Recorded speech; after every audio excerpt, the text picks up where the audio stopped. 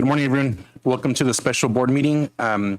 It's 9:08 and I'd like to call this meeting to order. Let's start off with roll call, please. Miss Cindy Lopez. Aye. Mr. Neil Patel. Aye, Captain. Ms. Sarah Turner. Here. Ms. Alvariano. Aye. Mr. Jacob Sandoval. Here. All members present. Okay, please stand for the Pledge of Allegiance. Oh, sorry. Ready, begin. I pledge allegiance to the flag of the United States of America and to the republic for which it stands, one nation, under God, indivisible, with liberty and justice for all. Okay, moving on to item 1.3, approval of the board agenda. If I could please get a motion to approve. I make a motion to approve. Can I get a second, please? Second. Okay, roll call, please. Ms. Lopez. Aye. Mr. Patel. Aye, Captain. Ms. Turner. Aye. Ms. Ariano. Aye. Mr. Sandoval. Aye. Motion passes 5-0. Okay, moving on to item 2.1, public comments on non-agenda items. We have no public comments. Okay, any public comments regarding agenda items? No public comments. Okay, and moving on to the main item today, 3.1, presentation on student data. Thank you. So we're going to look at a PowerPoint and follow a link that is in the PowerPoint. For anyone who's watching at home, this PowerPoint is on the very front page of our website. And so you're able to follow along, and that link is live for you. So when we shift over to looking at the California School Dashboard, that link is in the PowerPoint on the front page of our website. Thank you, Krisha, for doing that.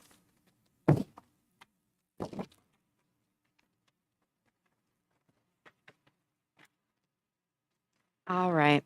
So just kind of an overview of what we're going to look at today. We'll look at the California School Dashboard for 2022. So just want to remind everybody that the dashboard is always published based on the previous year's end of year data for school districts in California. And so our dashboard data that we're going to look at is 2022.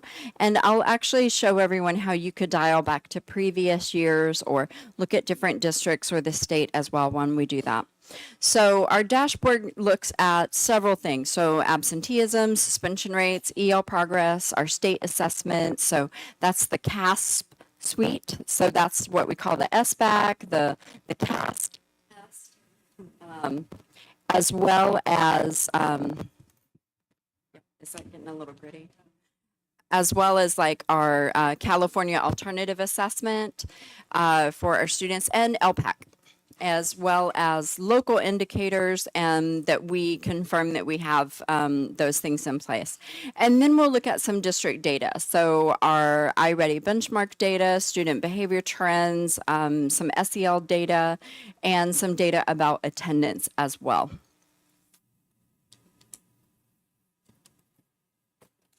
All right, so first off, we're going to look at the California dashboard. Are you doing that or is somebody else doing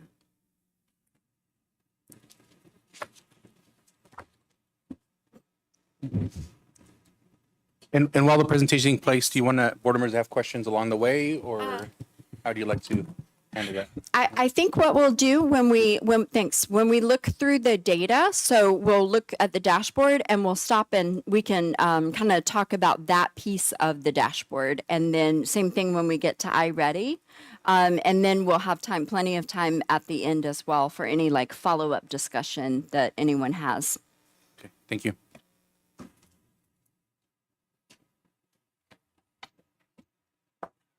Reorganize just a little bit. Okay, so for those of you following along, we're moving over to the California dashboard. And so when we go to just the dashboard website For anyone looking at any California school district dashboard information, when you're at that front page, you're going to type in the name of the district that you're looking for. If you need to really pinpoint it down to city or county, you can enter that data. And then you have options for different years as well. So it gives you several years that you can look back on. So I'm just going to take us to our current dashboard. Sure. Thank you. All right. So you can see under, when we type in Santa Rita, it also shows you each of our schools as well. So we're going to look at the district level data, but this is where you can dial down to individual schools, past year data, state data, other districts. And so as we're looking at this, this is just sort of our district front page. And for those of you who've looked at the California School Dashboard before, you'll notice that the visual and the color scheme is a little different than it has looked in previous years. And one of the reasons that California is doing that is to really indicate that this is the new state baseline data for 2022 post-COVID. So I'm just going to dial back a couple years just to give you a little visual example. Is this for the elementary or the district? This is the district. Okay. So the dashboard prior to COVID, the indicators look like this, like a little speedometer. And the state of California purposely changed it up a little bit. And looking at you can see visually it's a little different. And so just general dashboard data, chronic absenteeism, suspension rates. We'll dig into each one of these as we go through the presentation. This is more for just that overall. And then our student population right now, so that's just our different demographics. And you can see that as we go through our slideshow as well.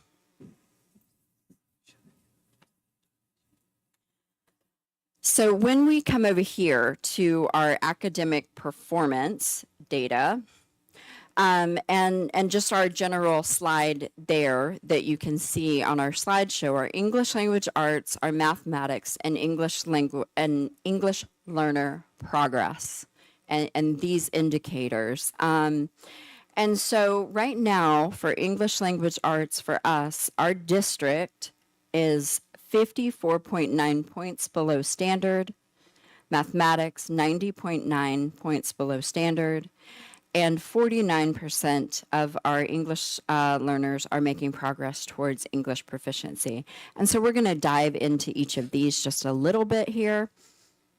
So when you go to view more details, it's actually going to show you by student group how each of our identified student groups are performing. So right now we're looking at our English language arts. And so looking at that, each of our student groups, and so as you can see, our students who are identified English learners, homeless, students with disabilities are scoring very low. Our Hispanic students, socioeconomically disadvantaged, and white students are low. We had no, and when they say no, sometimes that means you have fewer than 10 students in a group. They won't report for that as well. So no students identifying in medium or not enough students to make a change on the dashboard, or high or very high. I had a question. Just in the baseline data when it was talking about 43% of our students being ELLs, they're not including children who've been RFEP'd. That's correct. So okay. when we go down here, we'll actually see that data, Sarah, a little bit farther down for the ELs specifically and English language arts. And so our current English learners, this gives you the number of students that they're looking at. And remember, it's grades 3 through 8 who are taking our, no, which grades are? For CASP. Yeah. And so our number of ELs who are taking the CASP assessment 718. So those are current or of last year's ELs. Yeah, and just for the board, I just want to clarify on that because we could have a higher percentage than 43% of children that are Spanish speaking at home, but if they've already passed the LPAC, then it takes them out of that 43% in terms of accounting for them being an English language learner. Sorry, just to clarify, that number up there is not our percentage of English language learners. It's our percentage of students. It's that percentage of students score. Can you scroll back up real quick to that part? It's the percentage of our students that are making progress. So, That's not the data point that I was talking about. okay. The data point I was talking about was way farther up. oh, farther up. Sorry. Okay, sorry. Can you help me zoom? Just a tad, just because on some of the numbers. Oh, perfect. That's perfect. That's enough. Yeah. Yeah. You have to. Oh, that's more than enough. Yeah. That's good. More than enough. Yeah. Yeah. There we go. Yeah. Yeah. Thanks. Yeah. Thank you. Thank you. And so our reclassified English learners, those are our EL students who have scored proficient on the LPAC assessment. We'll go in that data later, and who are currently on monitor status. And currently the state has us on monitor status for 4 years for reclassified English learners. And we'll talk about that a little bit later. And then our English only students. So I kind of want to linger here a little bit on the English language arts. I'm going to take us over here. So our district for English language arts, 54.9 points below standard. And I'm going to click here. And the state is, now again, you'll notice obviously the number of students who are making up this equation is quite a bit different than our district. But the state is for English language arts 12.2 points below standard. Now, again, when we look at that, Sorry, if the state's not the standard, then what's the standard? It is the standard. it is. No, I was just saying I was indicating just the number of students that the state's incorporating in theirs. And then, but No. At or proficient is the standard, that scoring. Okay. So they're saying on average, the state is scoring 12.2 below. Got it. That was my question. Thank Okay. you. So when we, one of the things that I want to point out, because as you can see, looking at our PowerPoint, our district is 54.9 points below standard and low. And the state is 12.2 points below standard, which is quite a difference. And they're also considered low. And so making up that what classifies as low versus very low, and looking at that, that's an interesting data point that I would just draw the eye to, that 54.9 is considered low by the state, but so is 12.9. And that's a confusing data point to which there's not a real clear answer on. And just putting that out there for everyone. Okay. Do we want to linger on English language arts and talk about that a little bit before we go on to math, or go on to math and then kind of? I think we should go on to math and then we could Yeah. discuss. Okay. And then in our slide presentation, I'll actually take you through our SPEC data that feeds that number in the dashboard for English language arts and math. And maybe then we can kind of go back to the discussion piece for each. So for math, for overall district, we're here, and that's your middle column there on our slide presentation. Our district, 90.9 points below standard. We had a little over 2,000 students taking the SPEC math assessment last spring. And reminding everyone again, the state is considering last year's SPEC data as the new baseline. So this was our students coming back that after COVID and taking their state assessment after 2 years of no state assessment data. So looking at the state quickly, if I can just click on it without it doing anything strange, is 51.7 points below standard. And again, our 90.9 points and the state's 51.7 are considered low. Again, that's a kind of a confusing description there from the state.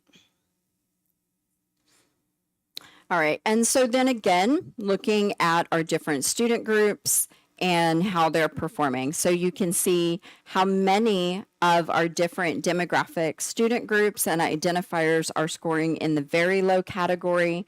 White students, again, scoring low. No students identified in medium, high, or very high.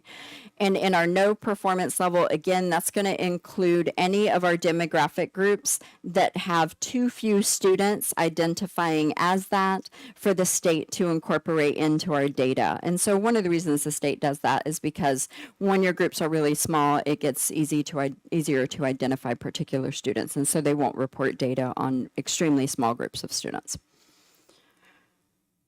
And then again, when we look at exploring our groups by performance level, you have our English learners, our students who are identifying as Hispanic. And again, students may belong to more than one of these categories, okay? And so this number actually gives you how many students identify here. So you may have English learners also identifying as Hispanic who are also students with disabilities. You know, so they could be making up each of those. But so they disseminate it out so that you can identify and look at and target how are your English learners doing in math? How are your Hispanic students overall doing in math, or your students with disabilities specifically? Now, one of the things I want to talk about a little bit, so based on this data, we and previous data, we qualified for differentiated assistance, particularly for Gavilan View and Santa Rita Elementary on long-term English learners. So meaning that they've been designated as EL and not making growth progress towards RFEP or reclassification. And so Melanie and Donna and our sites and their teams of teachers and administrators working with the County Office of Education on those long-term ELs specifically. And it's based on this state assessment data that qualifies a district for differentiated assistance. And again, looking at our current ELs, our reclassified English learners, and English only students.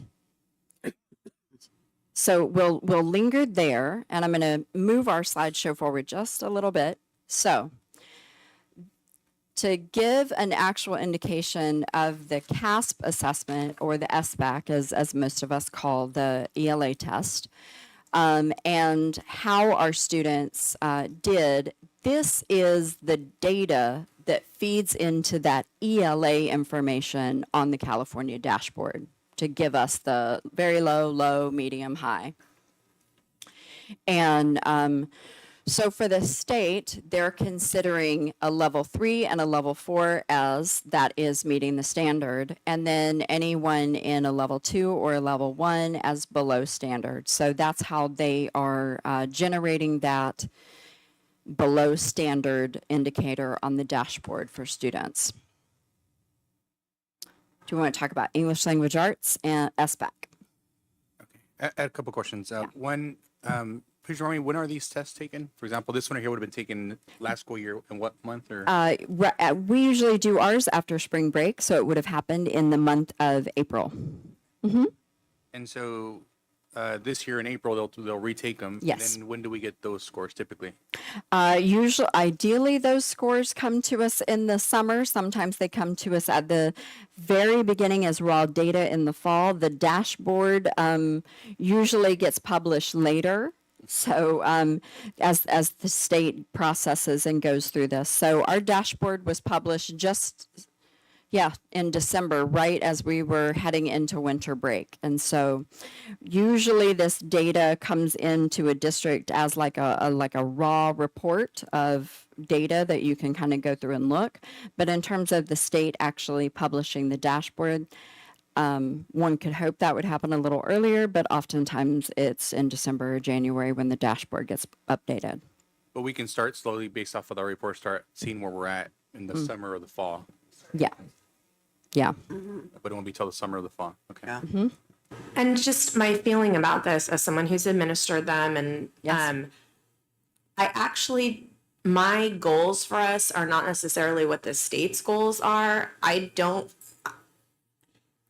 consider a child to be in the standard nearly met area as really being a problem, because the next year's curriculum is accessible to them. They can go forward from third to fourth grade and understand what's happening in fourth grade.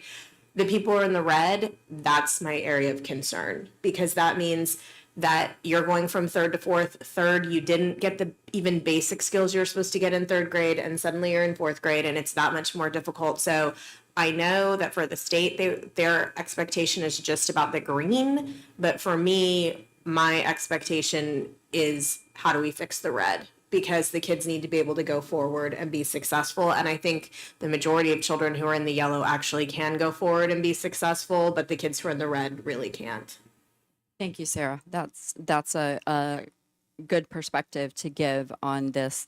And again, I know many people in education will tell you this is just one time a temperature check, and it's on a standard, a norm referenced assessment that's given to all students in California. So a lot of the stuff that we've district has instituted to kind of go off of that, we're not going to really see it till summer or fall to kind of see how much of an impact it's been since after COVID has kind of taken place. For sure.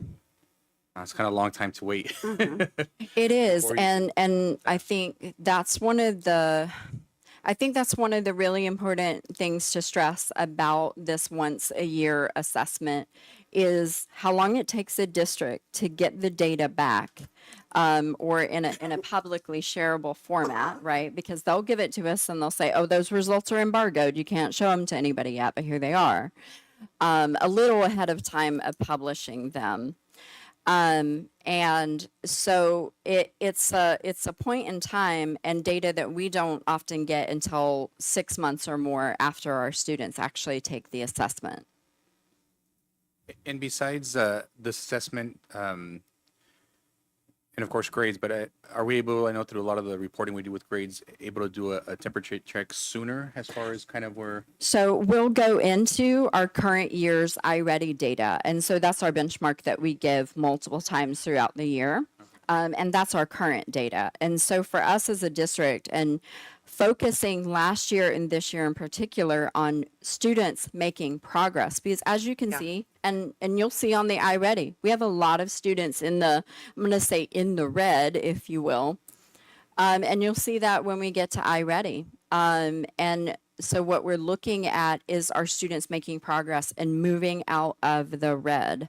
I know that's a real basic way to talk about data, but like Sarah said, I mean, we know that our kids in the yellow on any assessment, right, when you do that kind of primary color scheme, are the ones that they need that little extra. They need that very targeted intervention. There's a skill that's missing that you can push them forward.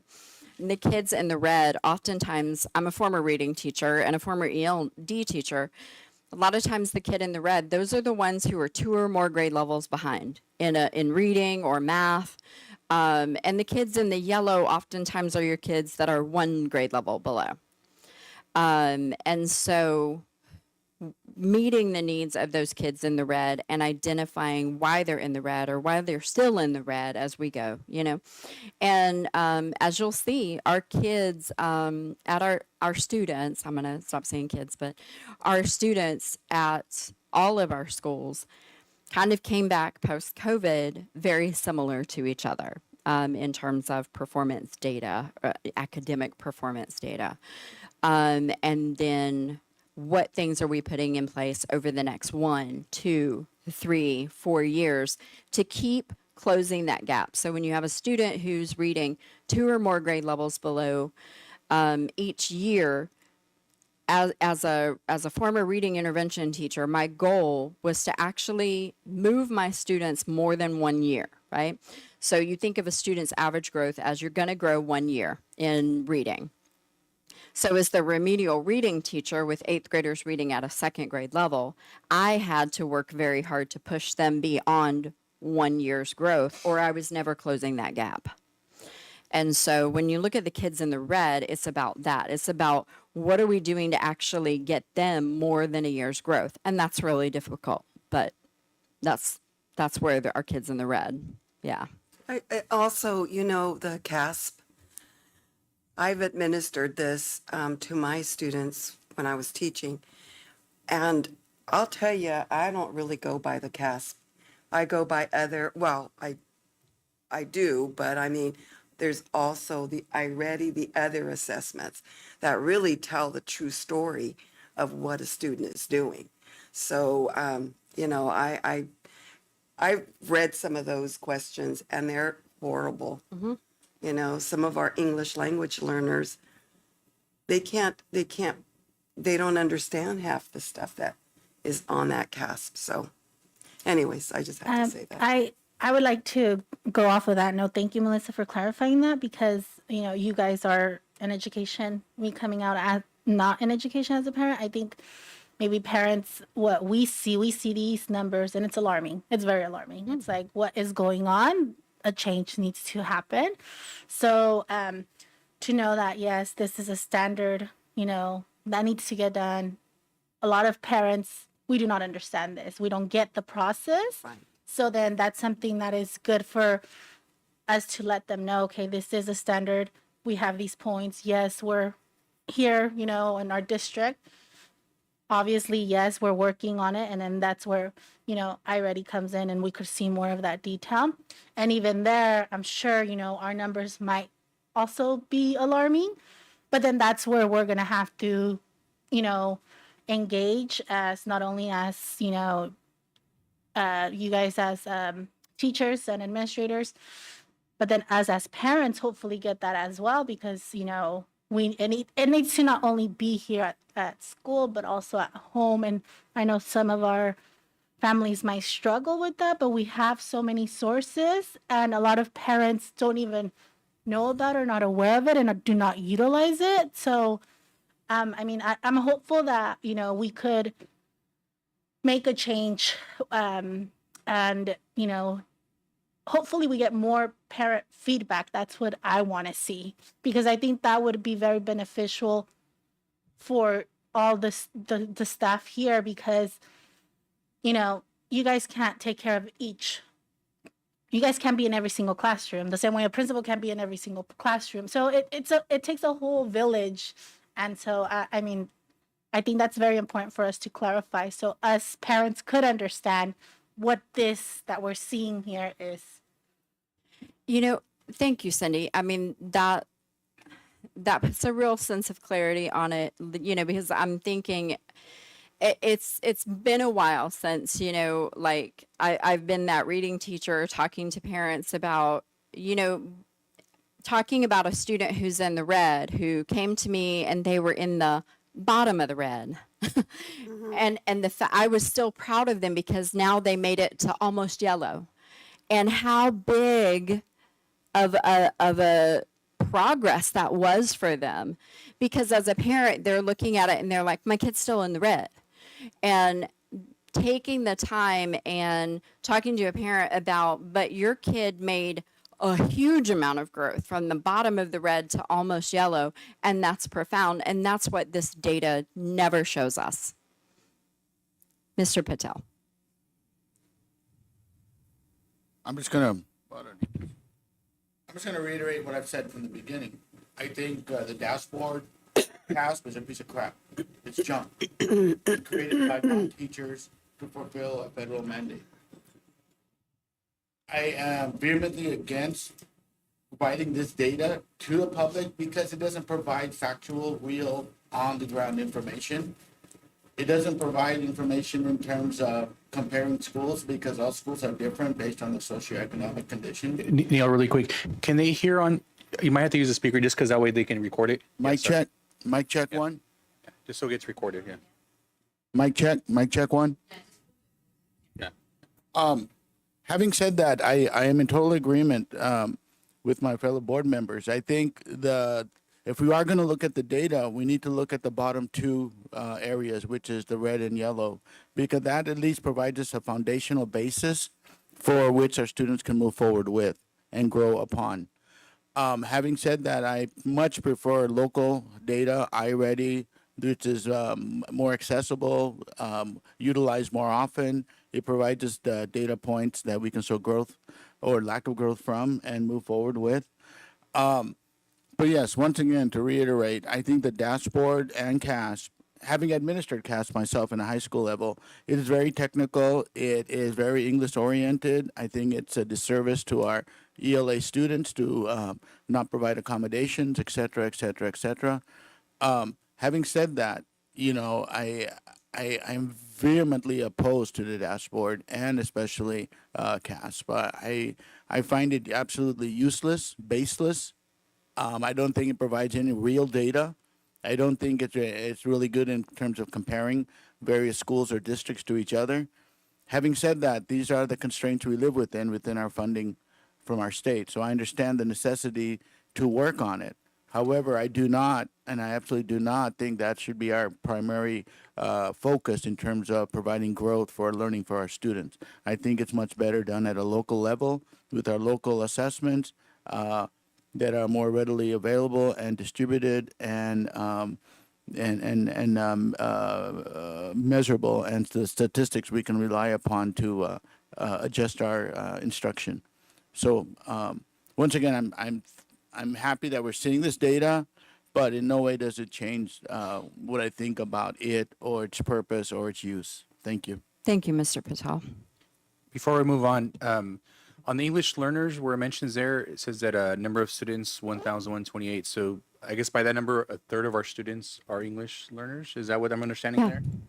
About a third of our students are receiving ELD, English Language Development. They've been identified as English learners. Thank you. That percentage gets, Yes. the state gets smaller theoretically. for doing Let me see if I can actually, if we go quick, I'm just going to see if I can quickly get us over here. The interventions and all. So for this is our actual number of EL students. When we get over into our LPAC data a little bit later, so those are all of our students who are taking the LPAC assessment. It's about a third of our students. Yeah. Melissa, can you make that a little bit bigger for me? I'm sorry. I do need it a tad bigger to see those numbers. I am. What did she say these two? Why Control plus. is this? How many graduate degrees are? How do you Control have plus. this? Yeah, this works too. Good heavens. Okay. That works too. Better? Command plus. Oh, thanks. Whew, okay. Sorry. This is not my computer. I'm going to blame it on that. So same thing with our math. Looking at CAS data overall for our math. Have that information on the slide comparing state of California to Santa Rita Elementary. Sorry. Thank you. Okay. And so my website's no longer kind of, I don't think I'm on the right thing now. Again, for our students in math. And so very similar again, and for Ms. Turner, Mr. Patel, Ms. Ariano, I know you guys also have administered this or do currently are in the cycle of it, administering this test every year. And so I appreciate your perspective on really focusing and helping people understand, looking at our kids who are in that yellow and in the red and moving them forward and what we're doing. And the reiteration that this is one assessment. The realities of that assessment aren't necessarily meeting the needs of all of our students in terms of how to get an accurate read on how they're doing, which is the challenge to any norm referenced, widely spread assessment. Sometimes, I know as a former ELD teacher, just the things that they talk about in some of the narratives on assessment are some of the things that our socioeconomically disadvantaged students never even access or experience in their lives. And so they're reading about something and they have no idea what it is because maybe they've never gone camping in the mountains in the snow. So Yeah, and also the reality that we're living right now, after distance learning, with my own students, which I currently teach second grade, I really have to consider them as a cohort who didn't go to kindergarten, because how can you do kindergarten remotely? Like it just isn't a thing. Although it happened to them. So whenever I'm looking at them, I have to think, okay, this is really only your second year in school. Because again, the year before, a lot of them maybe didn't go to preschool or had like a little tiny piece of preschool. So I just keep looking, are they making progress? Like, even if you're a year behind where you're supposed to be, because I'm like, okay, I'm imagining if you were in first grade, I'd be really excited about where you are now. And yes, trying to get the acceleration, but it's just eventually we're going to grow out of that problem, but it's there right now, and it's not just there for the older kids. It's even, our second graders still are, impacted. Our first graders who didn't go to preschool or had, partial kindergarten. We're going to live with it for a while. And it's going to take time. It's going to take I- so much time. I absolutely agree with that, Sarah. As a ninth grade teacher, I see the same thing with my middle schoolers coming in. I feel like they've missed middle school. And to be honest, the academic, there's the social component of a social emotional component. So, I mean, for me, the only solution I've seen that is get back to basic. Every grade level, do the basic skills, for at least 2 to 3 years, and hopefully by each grade level accomplishing that, and as time moves forward, we can finally get back to the post-COVID growth pattern. Until then, we're dealing with a big valley that we need to climb out of. And but once again, I do agree with you. I think it's the basics. I think we need to hunker down at least for 2-3 years in every grade level, focusing on the most basic work and make sure that is done very, very well. The extra at standard, over standard, that can work out over time. But without the basic foundations that all grade levels need to catch up, at least for 2-3 years, I don't see how that's possible. So I'm in total agreement with you, Sarah. Okay. So our other state assessment that was administered last year, just briefly, is our California Science Test, and that's only administered statewide to grades 5 and 8, and I want to say at the high school level, grade 11. So for us, it's 5th grade and 8th grade. And just overall how all of our grades did. And so our science teachers, again, teaching science at an upper grade level online is really, really difficult. And so this is testing our students coming back from COVID, having had over a year of science instruction online. It's not the same. I know the previous assessment in 5th grade used to test both the 4th and 5th grade science standards. Is that still true in the new assessment? Do you know? I don't know offhand. Okay.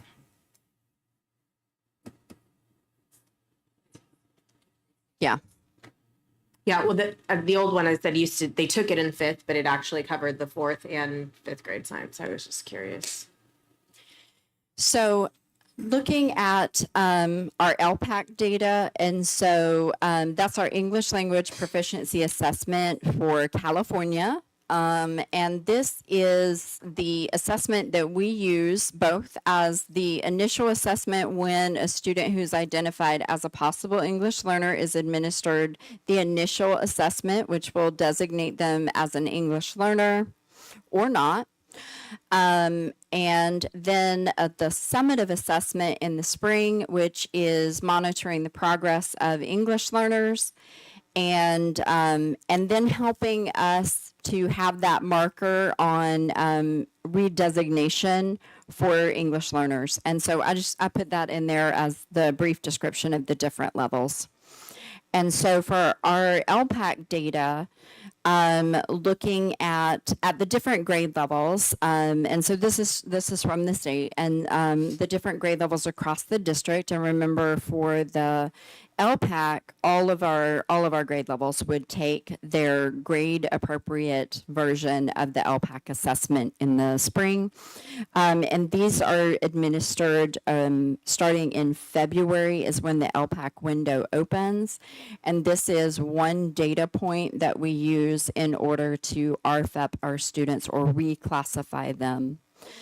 And so looking at this, looking at anecdotal teacher data, how they're doing on our district benchmark data, how their grades are going, and having those conversations. Our academic coaches at elementary and our EL specialists at middle school are the ones who really monitor this data and help create the reclassification list, talking to our parents about reclassification, and going through that process to get our students reclassified. So sometimes a student will score on a high enough on this, but they're still struggling in an area on their iReady assessment.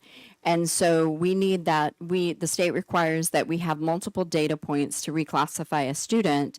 And so sometimes what we need is the fall or winter iReady benchmark to show that that student has made that progress that's necessary for us to triangulate that data and reclassify them. And one of the reasons that this kind of system is put in place for our English learners is because you don't want to reclassify an English learner too soon and they lose that English language development support that they're receiving as an active English learner. And then you actually end up having to pull them back into an EL program because they're not successful in those English only classes without that ELD support. And so putting a structure in place like this allows for the multiple data points to say, yes, we feel like this student is going to be successful without that very specific ELD support structure that they would receive as an English learner. Just out of curiosity, do we have a newcomers class? No, huh? So at some of our elementary schools and our middle schools that do have a lot of the newcomers that come in, they do offer the ELD grouping that allows for a newcomer group. And so that's something that our academic coaches at the elementary level, it was kind of already in place for middle school because they have by periods and can kind of define out a newcomer ELD group.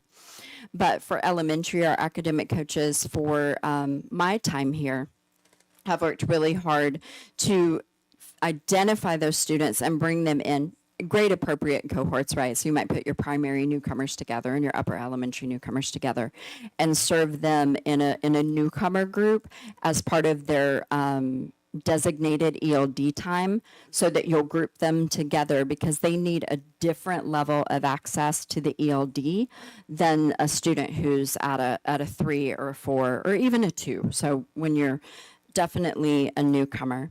And you might remember that we approved, and she has now started after winter break, an ELD specialist at Santa Rita Elementary. That's our most impacted elementary site for newcomers. But each of our elementary sites, the academic coaches and the classified instructional paraprofessionals that work with them, working on helping in those newcomer groups that they are running. Yeah. Thank you. I am overall pleased with the assessments for our EL students. You know, when I'm looking at it in two time frames, I'm looking at it as elementary growth and as also as middle school growth. And when I'm looking the shift of patterns from kindergarten through 6, you know, there's a definite upward trend between the color levels. Also, same thing for 6 through 8. You know, the idea that we're preparing our students for high school and creating more EL movement, I think it's a positive trend. Overall, I'm pretty happy with this. I'd like to see further growth in it, but when I'm looking at it in those two time frames from elementary level itself and then as a middle school level itself, I'm seeing a positive uptrend going up the color bar. So overall, pretty good. Thank you. One of the, and I will say in terms of like a state assessment, I think that LPAC is a really good assessment for our English learners because the ultimate goal is to make sure that after they're RFEP'd, they are able to perform at the same level with English language instruction happening in all of their classes across the board subject matter. So like our EL, am I going down? Okay, so our ELD standards include, and I'm going to sum it up pretty simply, like the language of math, the language of science, language of social studies, as well as like the social language that students need. And so this assessment makes sure in the different domains, so the speaking, writing, reading, listening, that our students are being tested in those different academic as well as just overall language areas for each of those different domains to get that overall score. So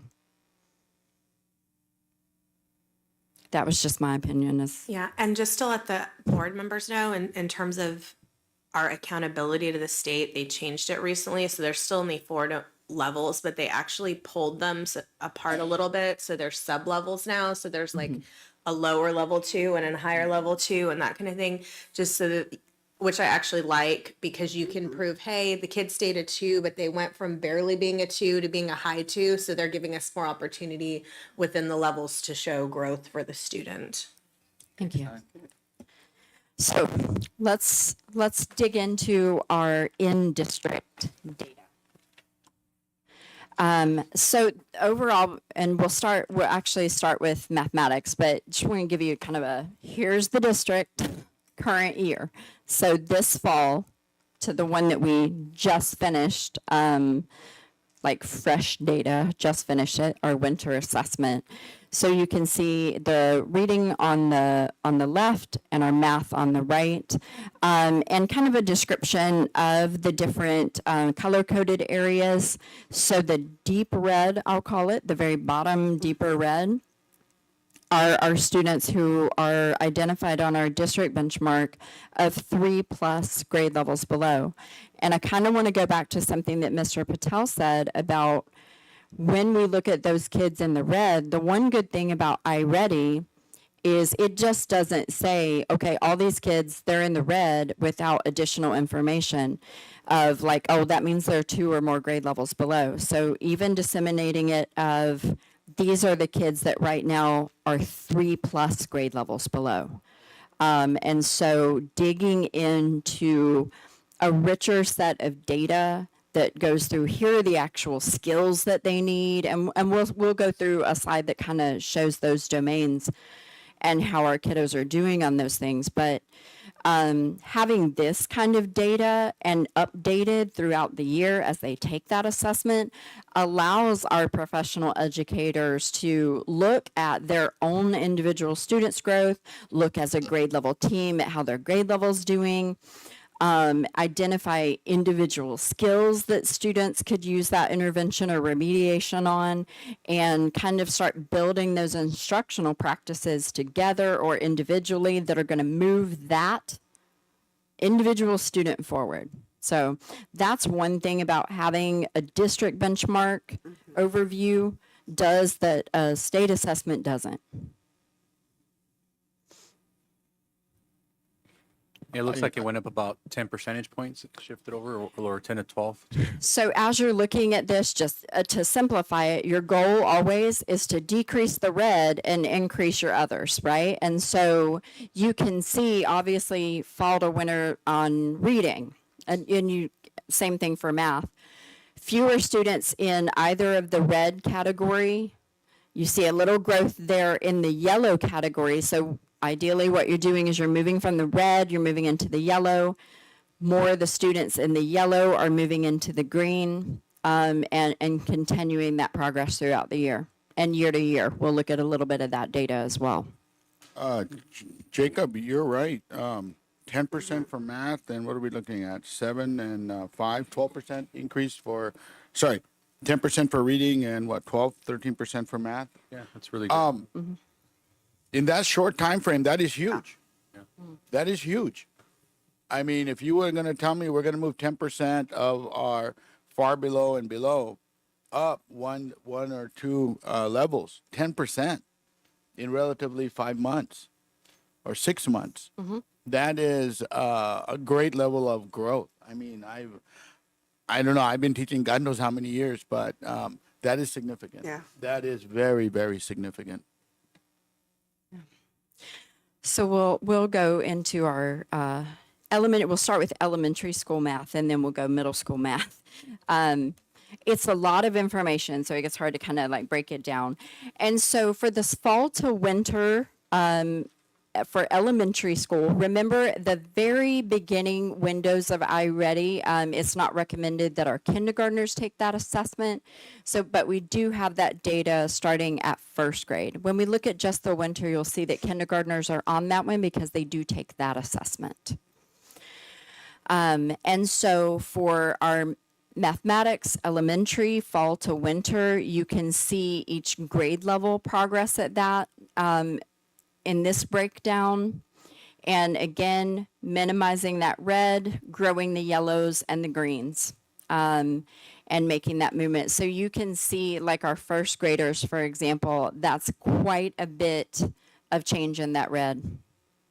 Quite a bit of change. Our first grade teachers working on that. And then, like Sarah pointed out, you know, when your students come to you, then that's what you have. And so our goal always, the grade level before, as much growth as possible, getting them to me. I'm going to continue that trajectory at this new grade level, right? And continue to make that growth. And I think we can see that pattern happening here across the district with this. Yeah, no, these numbers are very promising. So I mean, the district and the teachers and the staff are doing an awesome job. I mean, especially, I mean, some of those, they jump up 20 percentage points in a lot of them. So in a short period of time. So that's great. And one of the things about iReady, so we use their benchmark as our math and reading assessment, but we also use the instructional tool side of that to help with those interventions. And so it actually has the programming that, so a student will take this and it identifies the individual skills that the student needs remediation on. And so their programming, when they log in to do their iReady lesson, the iReady lesson that they have at their fingertips are based on this. Teachers also have the capability to look, manipulate, assign different lessons. They have access to different additional intervention tools with their toolkit that's available with iReady. So it's kind of a two-part app for us. It's also got some of the intervention instruction piece, as well as our benchmarkers. We'll put that out there. And then this is our winter to winter for elementary. So this is last winter to current winter. And again, kindergarten takes this assessment only at this point. They don't take it for the initial fall.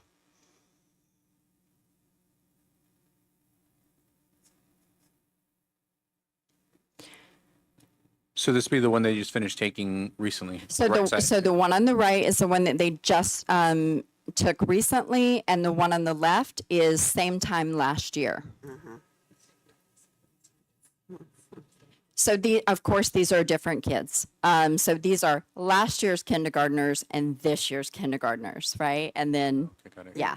So it's not looking at the same group of students and how they did last year. So to for this year. example, the 2021 first graders are now becoming the 2022-23 second graders. Yes. Yes.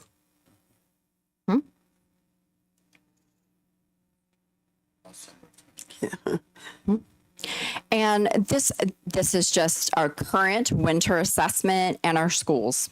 So our 4 elementary schools and the current winter assessment and the percentage of students in the different categories. So you can actually see visually quite a bit of similarities across the board for our elementary schools right now. And a big part of that is our students having been out with the COVID school closures and those things, and then they're all coming back to us through the door and with those same kind of things going on for them, which isn't just academic. And we'll go into some of that data as well. But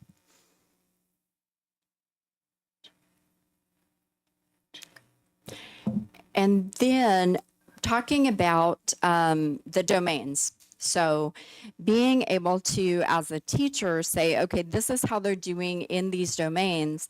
And then you're actually, as a teacher with your class, you're able to dig into this information even a little bit further. So specific skills within those domains, helping to assign and pull lessons that you're like, you know, this student needs a little more help here with this skill under numbers and operations. And so overall, for this is our elementary domains, and we'll go through the same data for our middle schools next.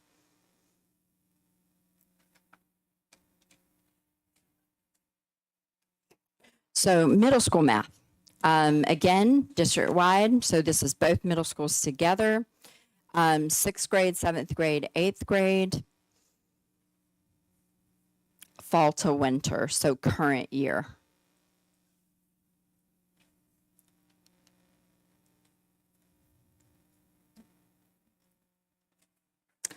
And then winter to winter again, so this would be different students. So last year's 6th graders at this time of year to this year's 6th graders, et cetera.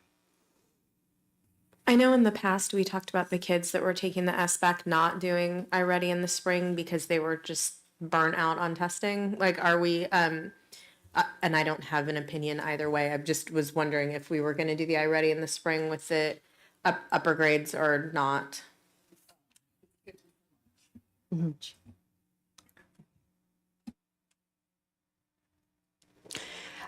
And this is middle school. This just shows you each school. And again, the similarities between the two schools, it's not drastically different. And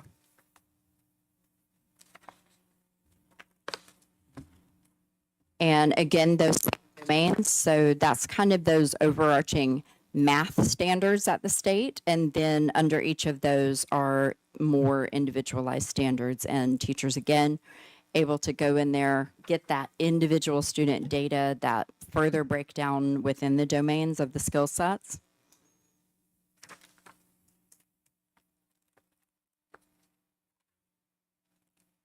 Okay, and then looking at shifting over to reading. So current fall to winter for reading. And again, Kinder doesn't take that initial fall assessment, so they're not included on this.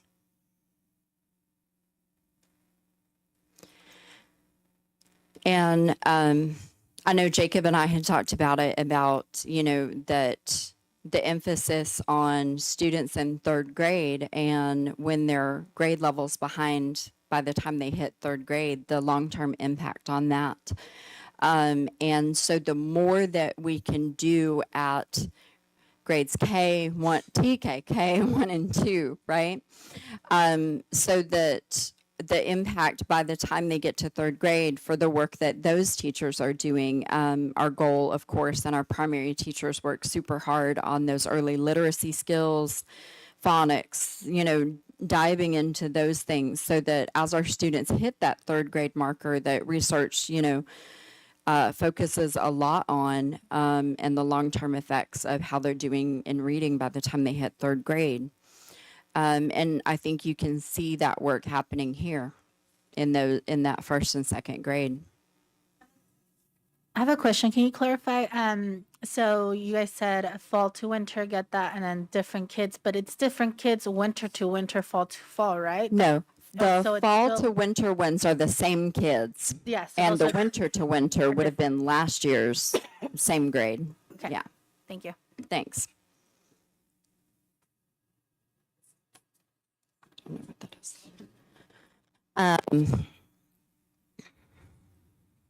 So winter to winter. Thanks, Cindy. These are last year's kindergartners, this year's kindergartners, last year's 1st grade, this year's 1st grade. So this is the one that shows it's different students, but it's that grade level assessment last year to this year. So.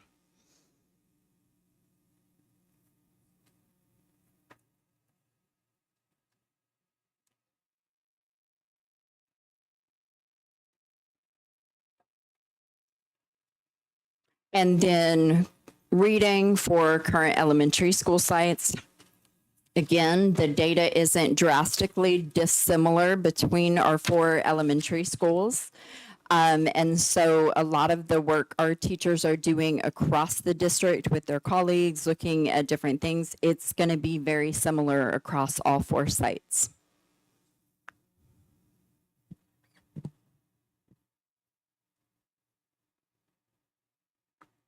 Does Santa Rita have I'm sure it does, but I just want to clarify, larger percentage of our English?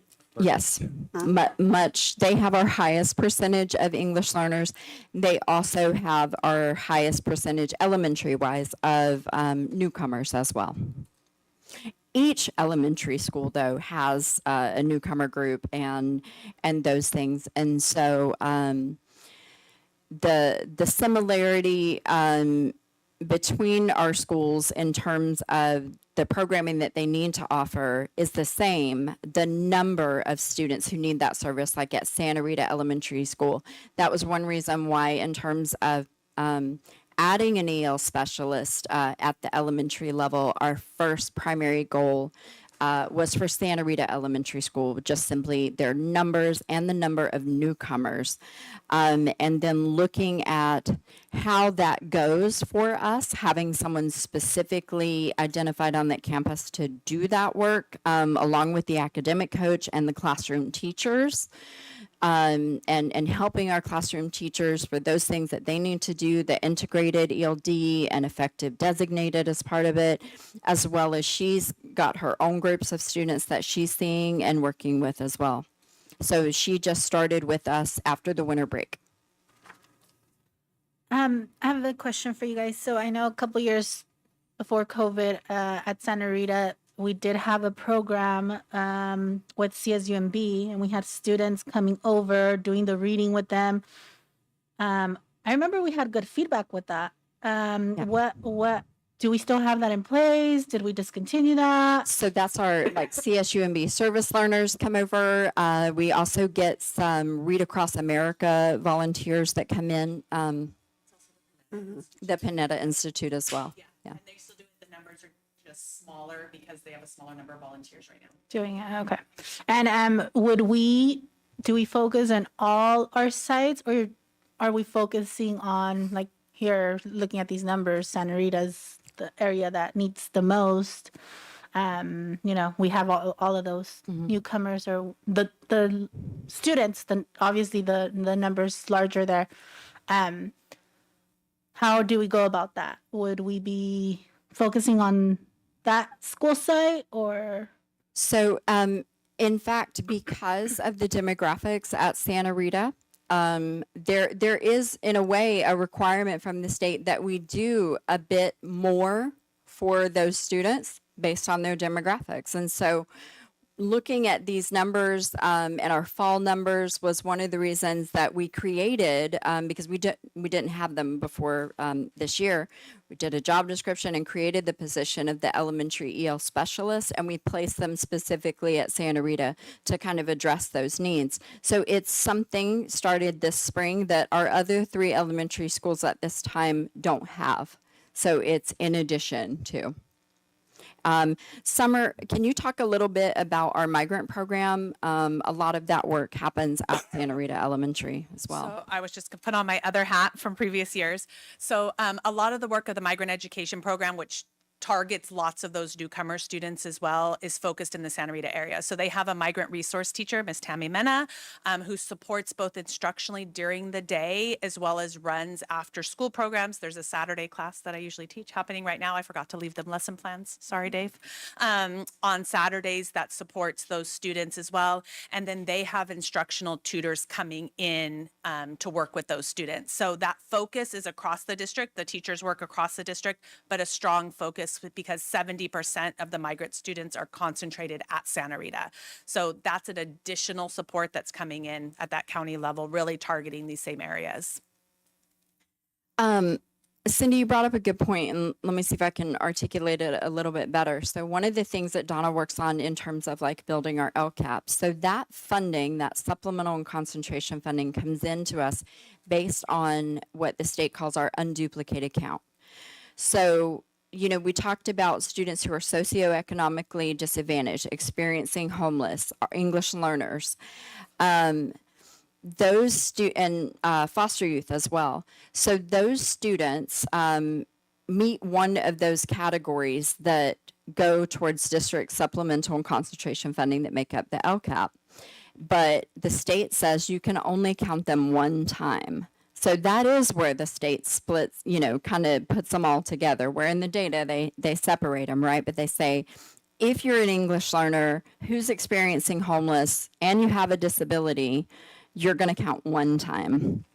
And so what part of that work is, like, when we get our Title I funding, so that's for those unduplicated students, and that's a federal fund. It could be bigger.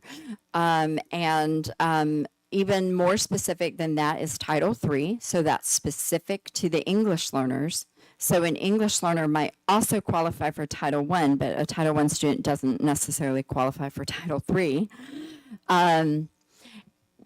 There is that sort of, and I'm being very basic in this, that you must do more for those students, right? And so those identified students at the various schools. So for instance, Santa Rita Elementary may receive more Title I funds than McKinnon Elementary, simply based on the number of unduplicated students that attend each site. And part of that rationale is so that you do put more structures in place to support that larger percentage of those unduplicated students. And you'll see similar things in the LCAP as well, because that requirement exists there in that state fund for those unduplicated students.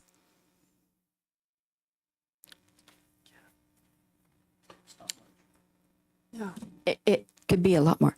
And so again, those domains, and you can kind of see that breakdown for our students in reading for those domains. I want to give a great example. I chatted with Mike Muchnick over at McKinnon yesterday, and he was talking about a great amount of growth that they had because they had a primary grade teacher move into third grade for this year, and her work on phonics remediation for her students, because naturally if you're a primary grade teacher, that's just in like right there at the front of your toolbox, right? And so talking about the tremendous growth she was able to see in looking at this data specific for her students and the growth that they were able to get in phonics, because she happened to make that move this year. And so that's what I mean when I say that sites are able to take this data, grade levels, and then the individual teachers within those grade levels and see that data and their individual students and do that.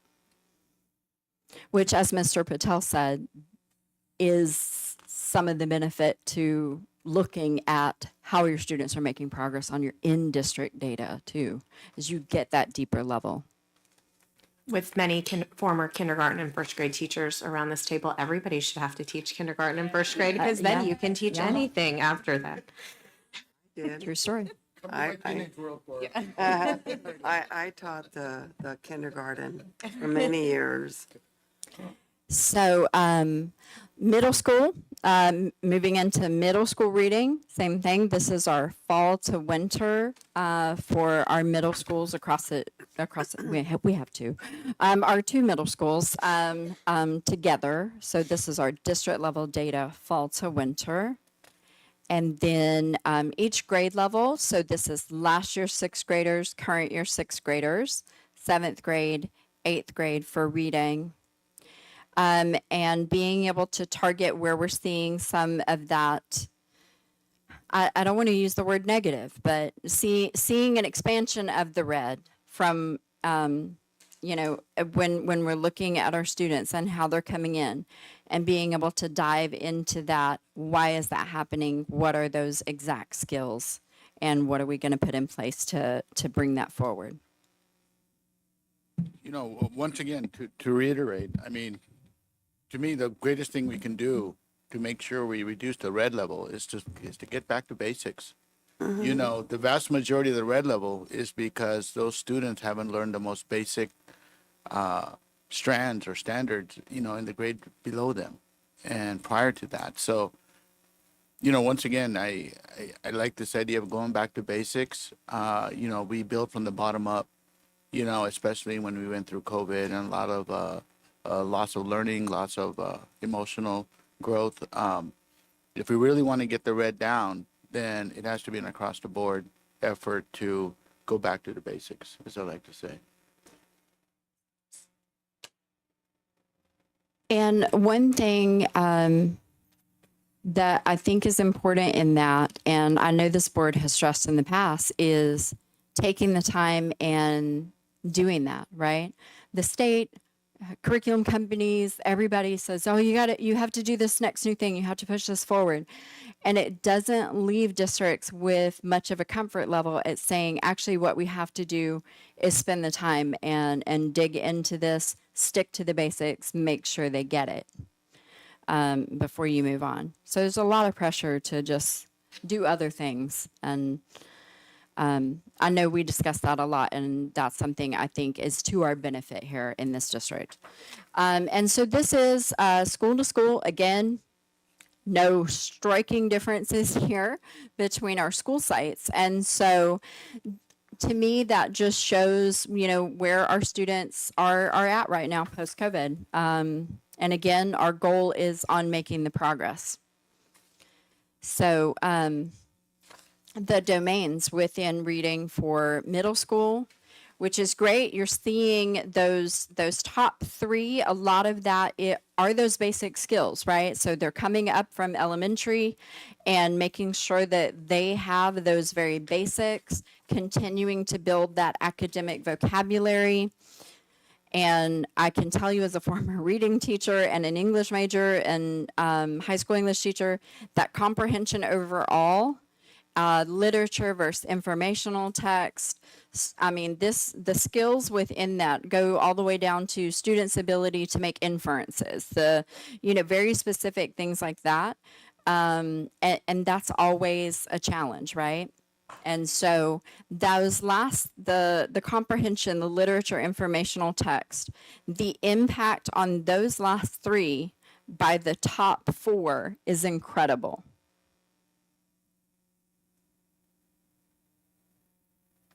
I would like to just point out, I mean, correct me if I'm wrong, but if parents might be looking at, going back to the slide before, Gavilan View and John Gutierrez, even though there's not a major difference, there's somewhat, and if they're questioning like, well, why John Gutierrez is a little higher than Gavilan View, we have to keep in mind that our students are dispersed between both of those middle schools, and most of where we're seeing that needs more of a support, Santa Rita, a lot of that flow comes into Gavilan View.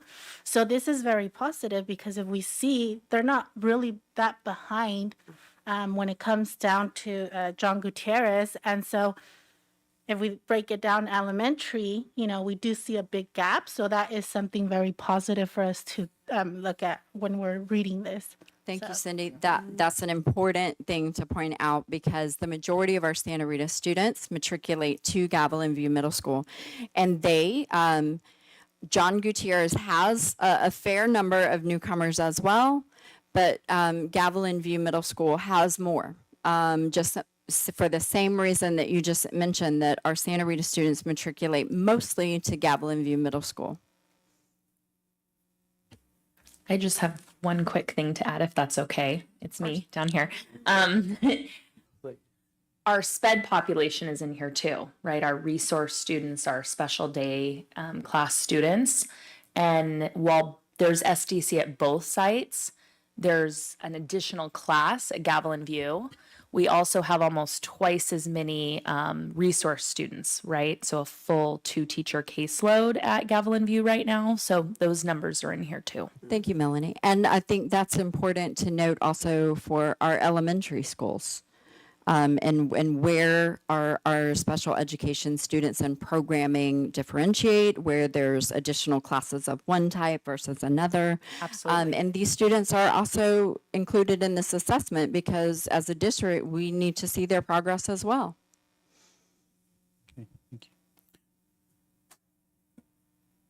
I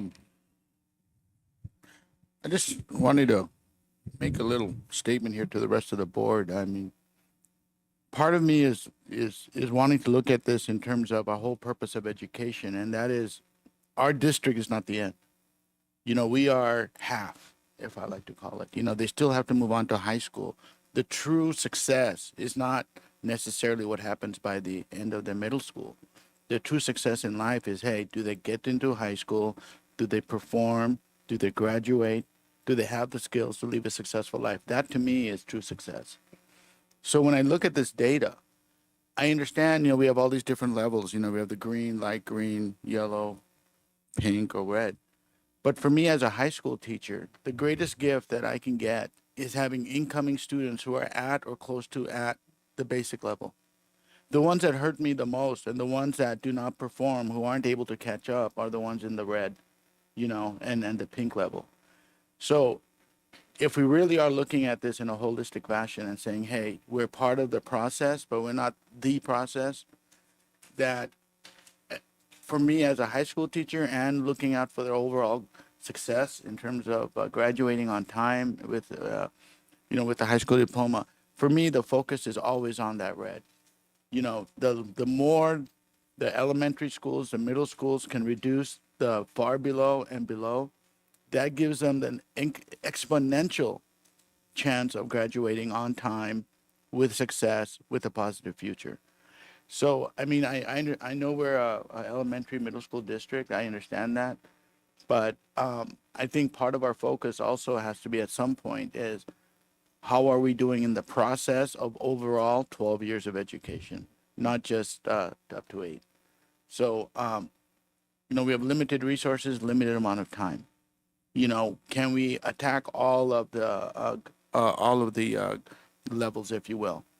And the truth is, you can't. You know, at some point, you have to make choices, tough choices. And for me, I reiterate, you know, for me, it's always going to be focusing on that red and pink. Whatever we can do to drastically reduce that number to give our students a fighting chance in high school and have a successful life, that is what I'm going to be fighting for. I like the green, I like the light blue, I like the yellow. But guess what? Those students are going to succeed based on their own accomplishments and their own endeavors, you know, in high school. But to give everyone a positive chance, the real just of the situation is focusing on that red and light pink.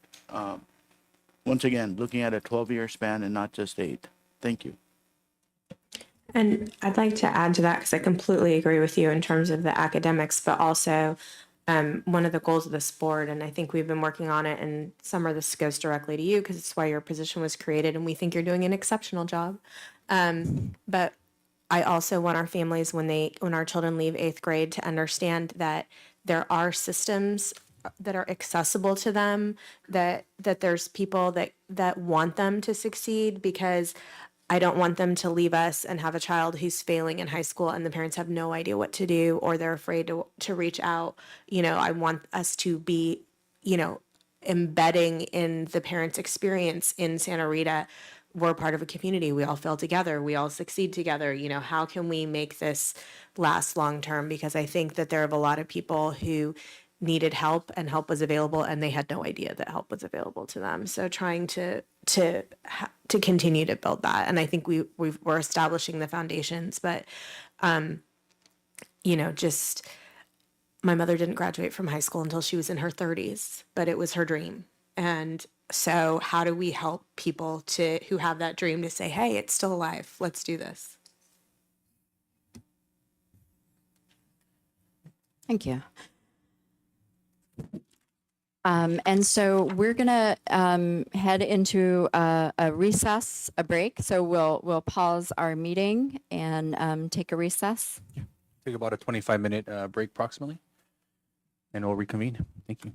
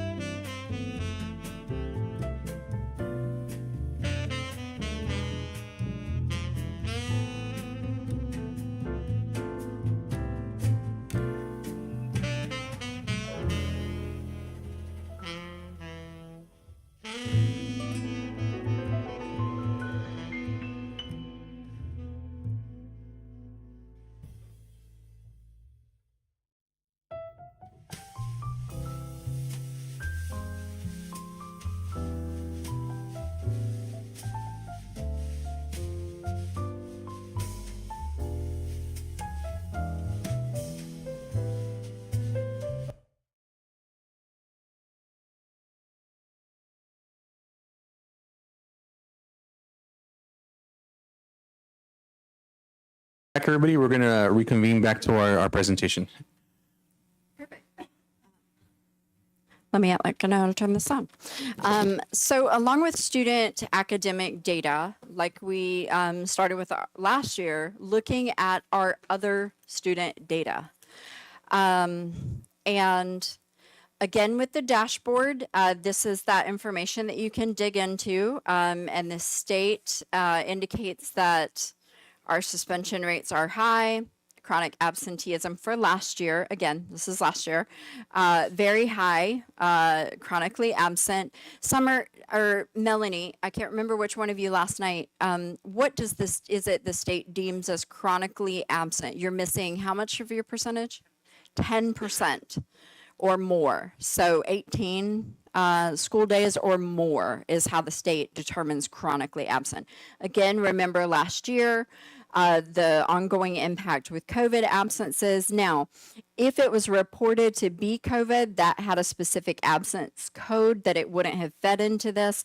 But what we found over time is that sometimes it might have been COVID related, but not reported as such, or an extension of the days that a student would be out for COVID. Sometimes families being fearful of returning a student.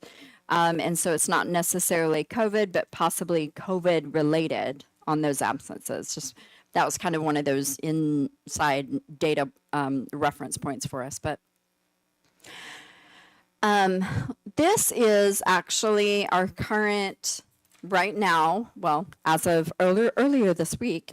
So there's a couple extra that came in. There's one additional from when this data was pulled earlier this week. And so this is from our student information system. And I want to point out that for out-of-school suspension and in-school suspension, the state, those are both still suspensions, okay?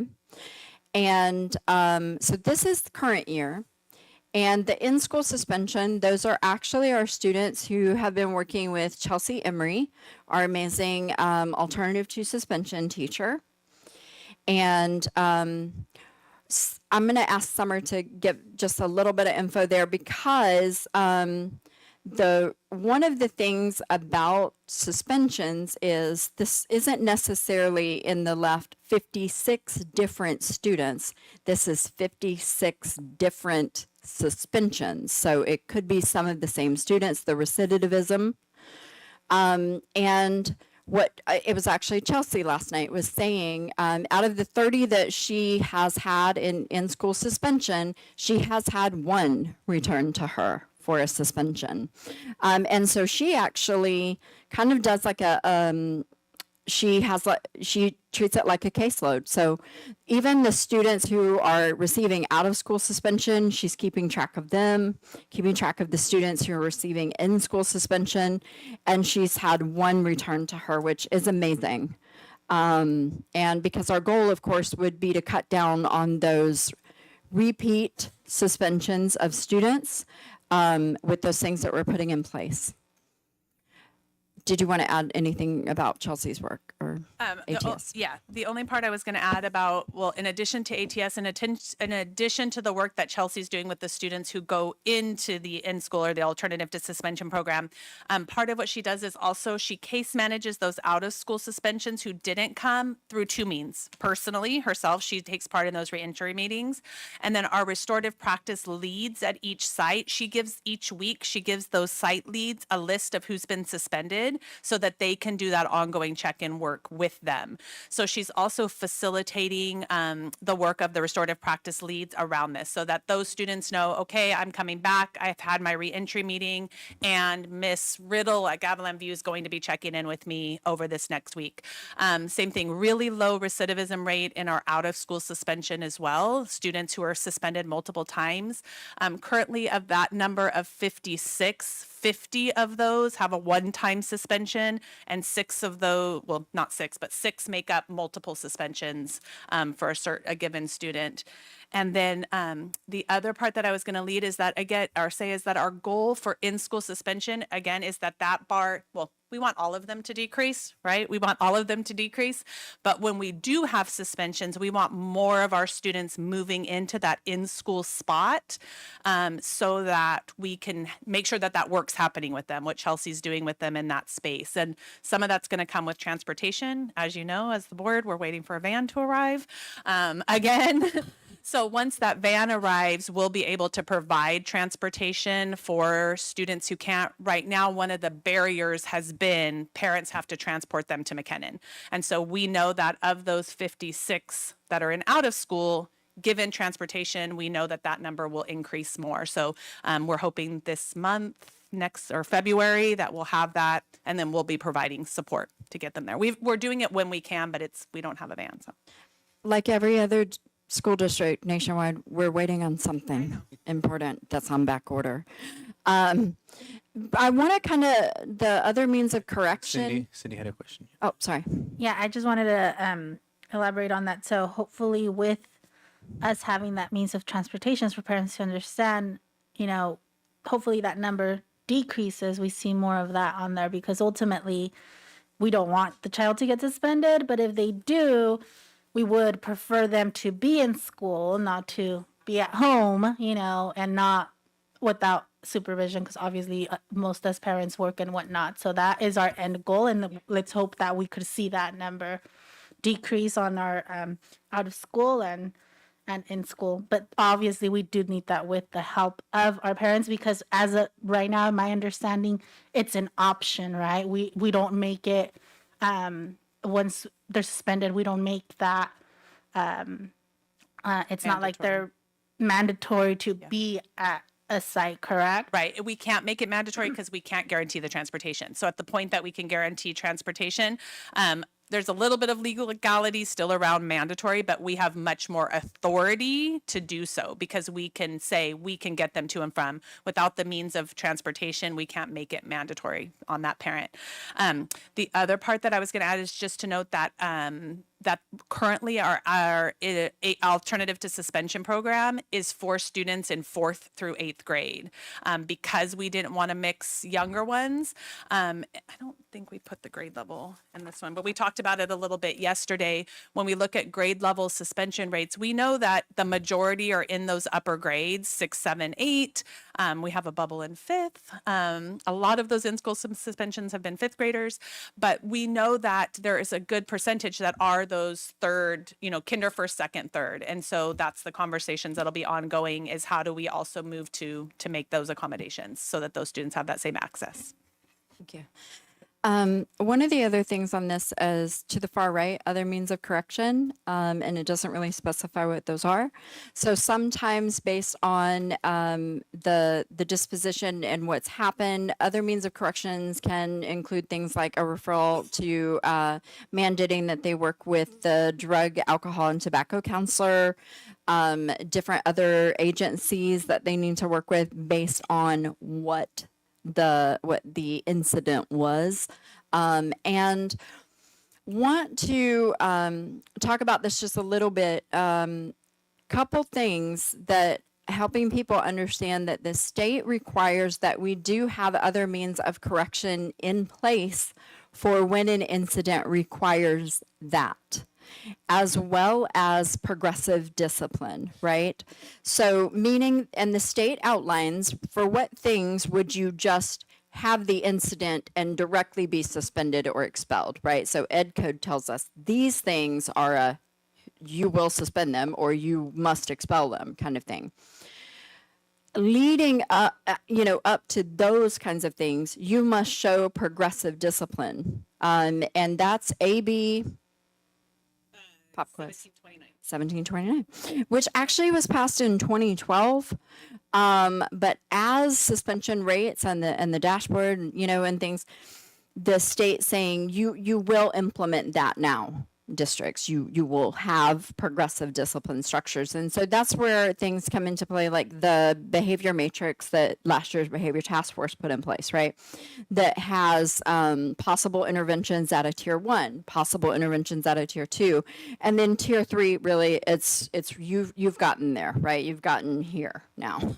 Or if you go directly to tier 3, it kind of lays out what those things are that you're passing tier 1 and 2, you're going straight to 3. And that's California Ed Code. But I'm going to take us back to something that Summer said that's resonated with me well after our climate collaborative meeting last night. She goes, when we look at this data, or we look at like the state suspension data, and we're looking at these 86 kids that have had suspension, we're not looking at the 3,200 and other kids who haven't been suspended. And it's framing it always this way, right? And that has sat with me overnight. And I'm like, man, and then having the conversation around, why haven't those other 3,000 X number 100 of kids ever been suspended?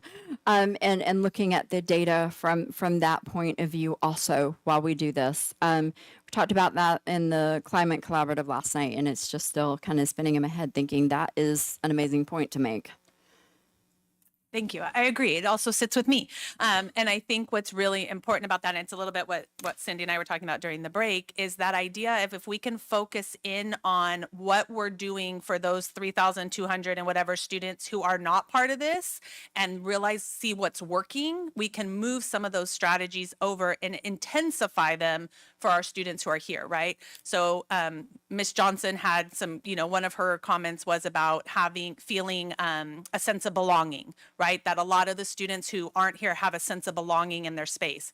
So looking at this group of students and saying, how do we amplify their sense of belonging?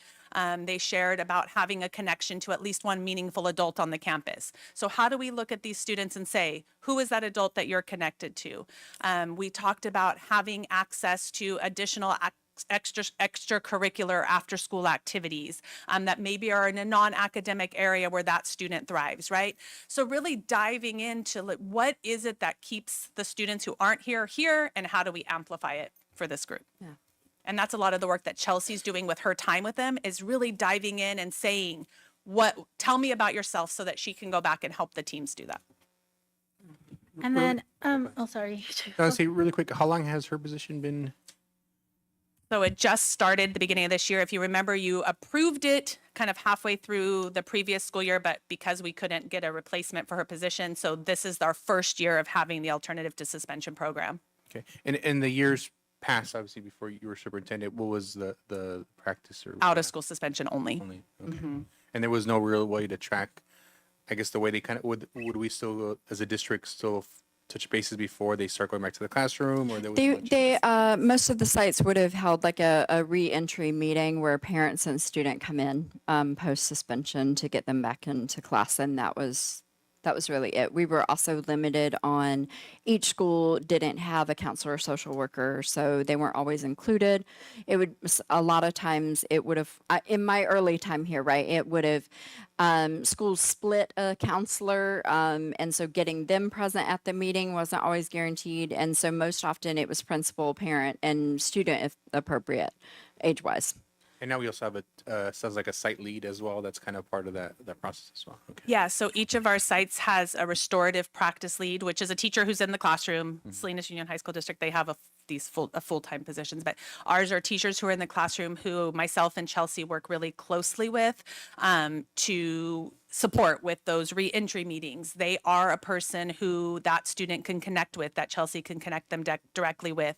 It's somebody who's part of the school so that they have connections to the other teachers as well, so that they can have those conversations with the students. And then they also go in, those leads go in and model activities. They'll facilitate those collaborative conversations, those kind of pieces of it. Thank you. Cindy? I just have a question on the other means of correction. I know, Summer, you had touched on this last night, actually, about, let's say, depending what the child might bring into campus, whatnot, doesn't necessarily mean an automatic expulsion, suspension. With that being said, what do we do in these cases? Is this considered another means of corrections when a child comes in with something illegal or obviously dangerous or whatnot? What's the process that would it be considered other means of corrections, and what do we do with that? Yeah. So it depends on what action we take. So let's use an example that a student brings in a vape pen that has marijuana, right? Depending on the amount that's there, we're not required to suspend for that. If they were distributing that product, that goes back into another category. So when a student comes in, they're in possession of that paraphernalia, we go through a process of really looking at the history of that child. And that's what other means of correction says. It says we don't make a determination just on this one thing. We look at a history. So is this repeated, right? Is this a first time offense? Are there other factors going on for that child? And then another means of correction would be we connect them with the social worker to get that support. We connect them with our drug, alcohol, and tobacco counselor to do an 8-week session in that. And then we come back together again. Now, let's say there's another incident in between that, right? So then that team comes back together and says, is the other means of correction that we put into place effective to change the behaviors that we want to change? And it may be that we amplify it. We put them on a structured day where they don't have access to the space, often the bathroom, where that vaping occurs, right? During the regular full session. So maybe it's that students on a structured day where they're in with the counselor during the break period and they're escorted to the restroom, not inside, during that other period. So those would be other means of corrections. Now, let's say we hit a third incident, right? And that's still occurring. Then we've put in those other means of correction and may move towards an in-house suspension. Thank you for that. Thank you for clarifying that. And for parents to understand that we do take the necessities. It's not just like, okay, Yeah, nothing. no. And we've put in lots and lots, you heard Melissa share, lots of supports for other means of correction. Counselors and social workers, Harmony at Home, bully-led prevention workshop. We partner with Community Human Services. We've added arts components, right? Like sometimes it's redirecting students into an activity of strength for them.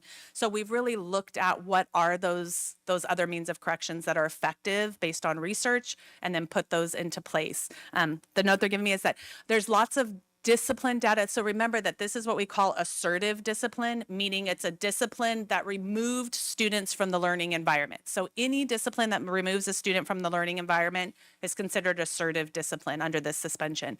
There's other things that happen, detentions, right? Other things that happen that aren't captured here. But again, our goal is to move away from punitive forms of discipline, because what we know is that in the long term, punitive forms of discipline don't change behavior. It doesn't mean they don't happen, right? It doesn't mean we don't suspend a student to give the team 2 days to figure out the plan. But I think we have to be really clear about that those 2 days are not just, that's not the discipline. I mean, that's the discipline, right? That's the punitive discipline. But the work comes when the student returns. If we end it with that, then we haven't changed behavior. Summer, could you speak to what a current re-entry post-suspension looks like for a student coming back? Yeah. So when a student comes back from suspension, the parent, the student, one of the administrators, and at least one teacher, it's really hard to get all the teachers there, of course, because especially at middle school, it's a challenge to get everybody there. They have periods to do. And then usually the restorative practice lead or Chelsea Emery, our alternative to suspension teacher, or myself will sit in and we go back through, if they've been an alternative to suspension, Chelsea's done a lot of this work with them and they come back kind of with a reentry plan for themselves. And so we're reviewing it as a team. If they were at an at-home suspension, we formulate that plan. We bring forward the behavior that caused the suspension. We talk about the strategies that are in place to help mitigate it from happening again. We get agreement from all sides. We put in a strategic check-in plan for that student. Who's going to be checking in with them? When are they going to be checking in with them? We talk about parameters based on the decisions they made. So we talk about, if you're vaping in the bathroom, you now have limited access to the bathroom during the times of that. And this is why, right? That is the consequence of your behavior. How you earn it back is you stop vaping in the bathroom. So we've set those really clear parameters. And then as a team, we talk about how do we also go back in and reinforce the positive behaviors that are happening. One of the conversations we talked about yesterday is that the best measure that the intervention has been effective is that the behavior stops, right? So when we don't see those behaviors again, when that student's not getting suspended again, when we check in with a victim and they're able to tell us like, I'm no longer being bullied, right? That's the measure, not did the student have a consequence? Because the consequence just tells us, yes, something happened. That doesn't measure success of the consequence. So the success of the intervention is that behavior that was causing the disruption ends. So the team continues to measure that upon reentry. Thank you, ladies. I think that's great information. You know, like I said, most of you guys are educators, but for parents to know exactly how it is, that's great information. Thank you very much. What I'd like to see going forward is information like, this is a meeting that the principals had with the teachers and the classified staff asking for what we need to do structurally to make things easier. Like, where do we need better supervision? Where do we need to change schedules? Where do we need to deal with points of conflict? So not attached to any child, but just when I started teaching, they talked about that most problems that happen, everybody knew that they were going to happen and nobody did anything. Or some people advocated, please, please, please, please, please help us. And nobody did anything. And so I would like our staff to feel heard in terms of these are the problems that we're identifying and these are how we're working to fix it so that it's a better situation for anyone. You know, the tragedy that they just had in Virginia where the teacher was shot by the student, you know, what's happening now? The staff is saying we begged and begged and begged for help and nobody helped us. And then this happened. When Summer and I were looking at the data and like pulling the assertive discipline, there's the lower level of discipline reporting. And we were talking about pulling that data for the sites to have those conversations because part of that report that you can pull out is the location of incidents, right, by site. So then they're able to go in with their teams and say, okay, so far, this is where we're reporting incidences. Where else are they happening outside of classrooms?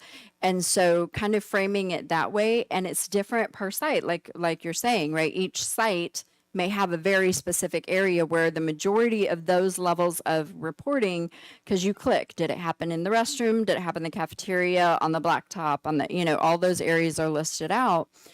And also making sure that that data is being entered so that each year you're reviewing it periodically to be like, okay, we added the supervision there.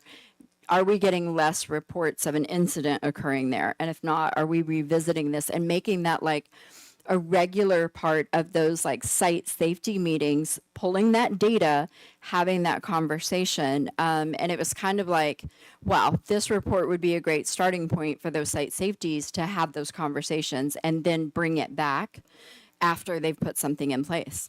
So. Yeah, and I would just encourage you, and I absolutely appreciate people doing that, but I would encourage you having live meetings or an opportunity for people to respond in person because most people don't report things. So like what you're getting in a report is like 10% of what's actually happening. And that's part of what we closed our school climate collaborative with yesterday with those representatives. And I was pulling it up to see the last question that I asked them. And I told them, I'm going to send it out to you. And I'd like you to ask the question to your teams for those who are there. So I was pulling up and the question is, what is getting in the way of the Santa Rita Union School District moving upstream, right? That upstream thinking as it relates to promoting a district-wide culture of proactive interventions and consistent consequences grounded in evidence-based practices. And so I was putting together the survey. And so that's what I left them with. Like, and then the next question that I have on that is what did you want to say or what did you want to say for somebody else and couldn't in the meeting? And so I'm hoping that, again, that team will go back. They'll reflect on that question. I asked them to reflect on it and I would send this survey out today so they had some time and say, yeah, what's getting in our way is we don't have enough yard duties out on the playground, or the playground is too big for people to monitor it, or the bathrooms being open, you know, whatever that is. We know at Gavilan View, the bathrooms were a vaping problem, all bathrooms, a vaping problem for a little bit. So now there's a monitor that sits not in the restroom, right, but outside of it, and backpacks don't go in.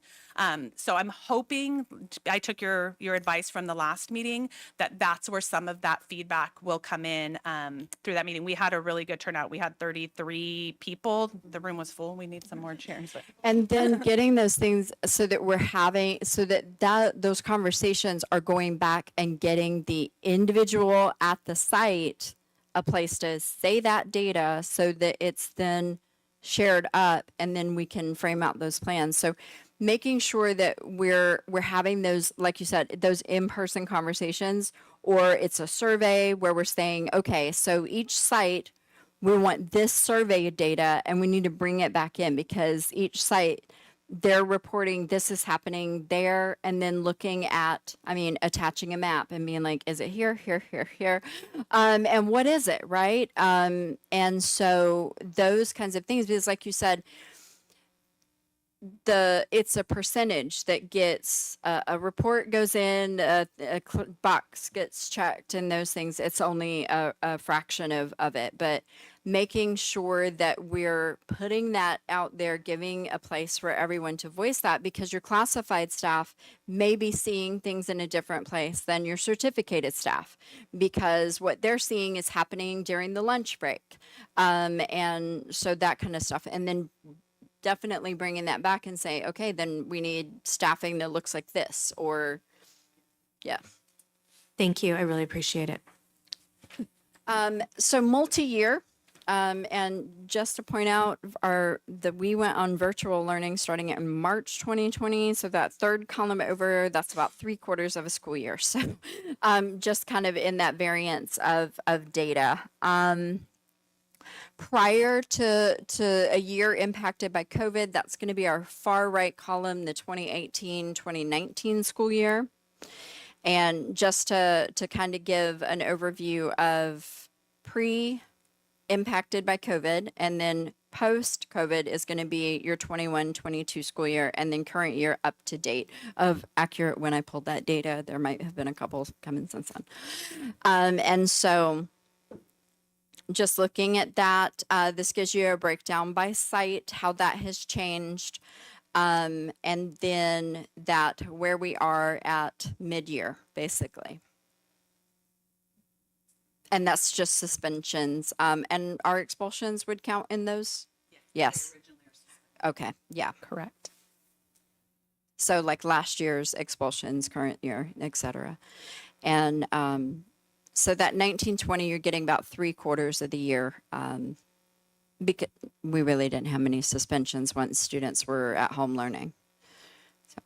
Just some comments. I personally, I expect the numbers to be higher, considering all the social emotional learning drama at home. For me, suspension rates, it's a mixed bag. We cannot control what comes to us. The environment they come from, the situations they come from, the backgrounds they come from, the drama, the hell, if you will, for some of them. My main concern is once we do identify it and we do have consequences, is what's our rehab? What's our percentage of students who come back and do it again? To me, that's the greatest sign of how well a school is doing. So in future data points, I would love to see, more importantly, the percentage of students who incurred the same suspension or similar behavior issues. To me, it's how do we rehabilitate, get them on the right path. That to me is the greatest percentage I want to see. Numbers, I can't control what goes on in the home. I can't control the economy. I can't control, various things that happen in people's lives. What I can control is how do I help them? And again, just going back to that previous one, Neil, so of those total suspensions that you saw, we've only had 3 students total with a recidivism who have been multiply suspended. Other than that, for this year, other than that, the other population of students has been a suspension. That is exactly what I want to hear. The other issue I kind of had was making sure that we bring the teachers along. I mean, personally, myself, I'm having issues with not feeling like proper punishment is being doled out. But here's the thing: that's my preconceived notion of what should happen.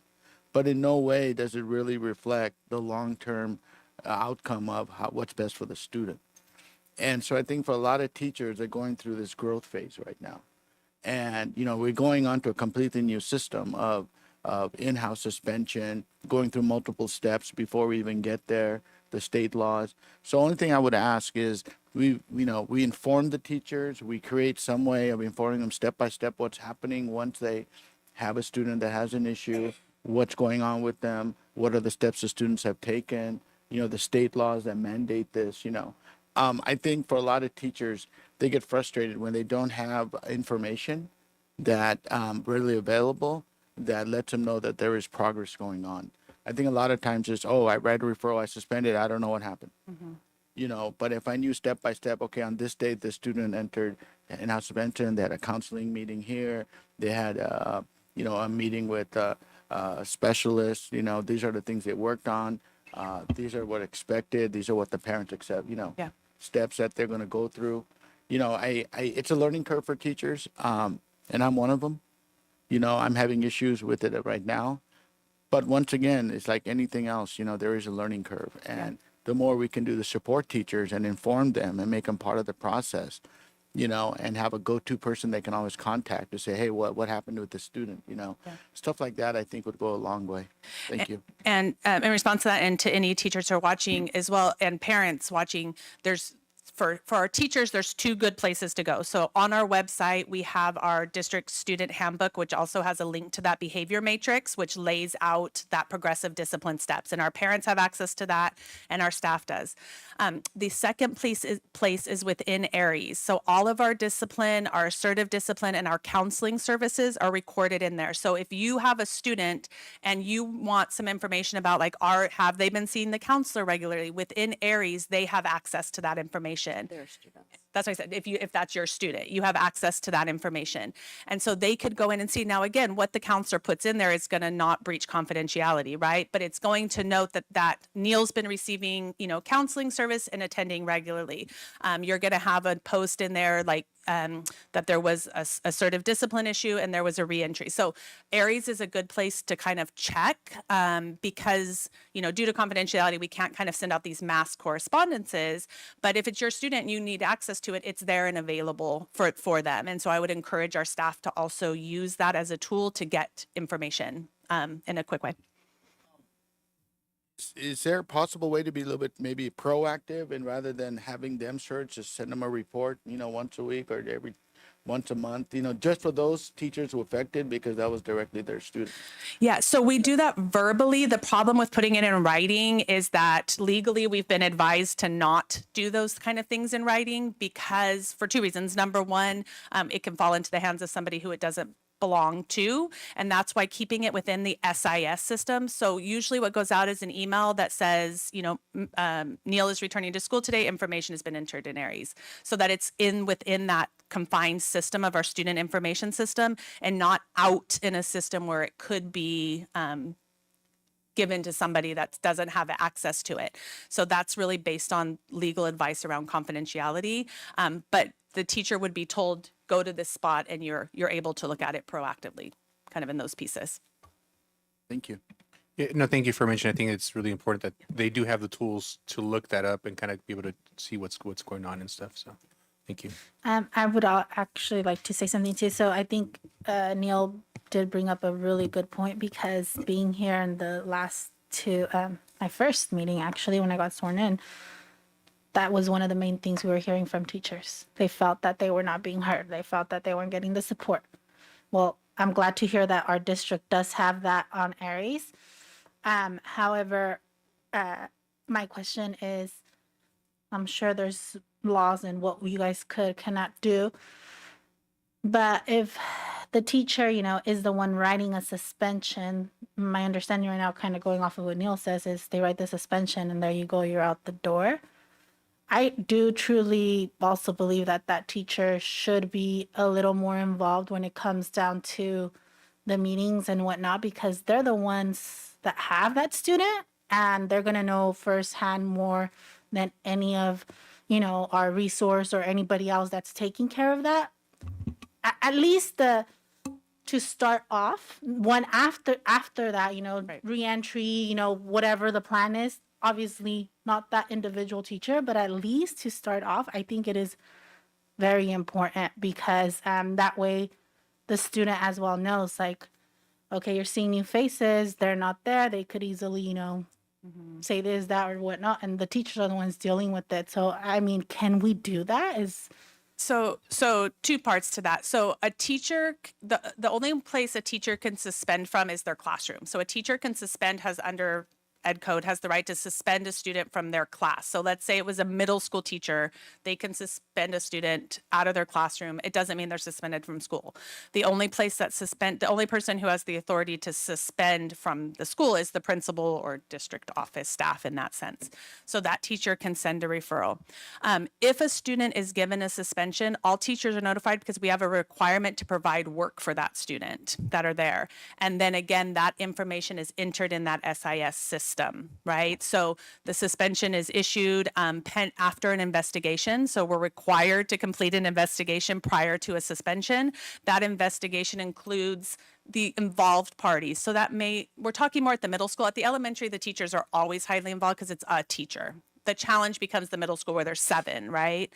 So at the middle school level, an investigation would include whichever teacher was involved in that issue or around that issue.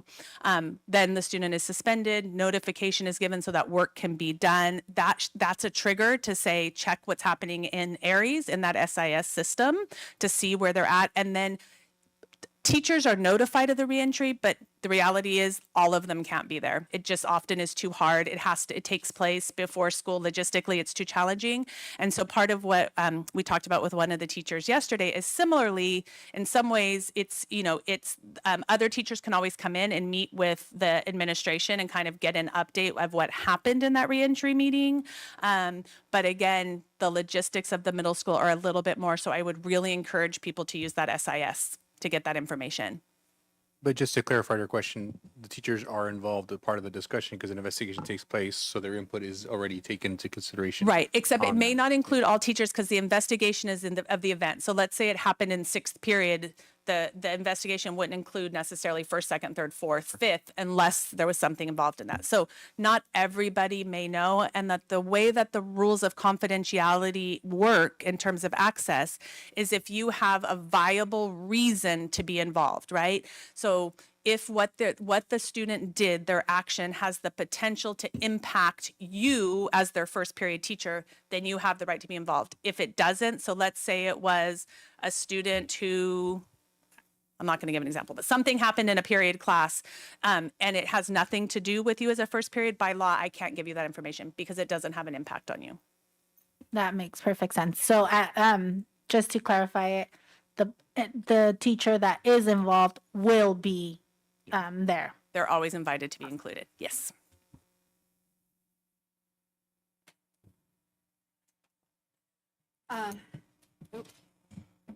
Talking a little bit, of course, because your involvement in school, how things are going, often impacts your desire to attend.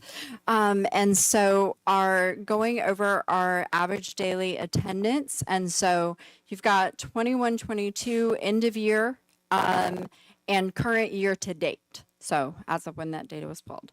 And I want to thanks Melanie for pulling that data. And so average number of absences per student. So you can figure our 22-23, that 4.91 average number of absences per student currently is about mid-year. So even if they were to double by end of year, we'll be a little bit better than we were 21-22 at end of year. And so looking at our attendance rate, currently sitting at close to 94%. And so one of the reasons why districts look at average daily attendance is because that is one of the factors that the state deems as how they are going to fund school districts based on their ADA reports and how many students are attending on average.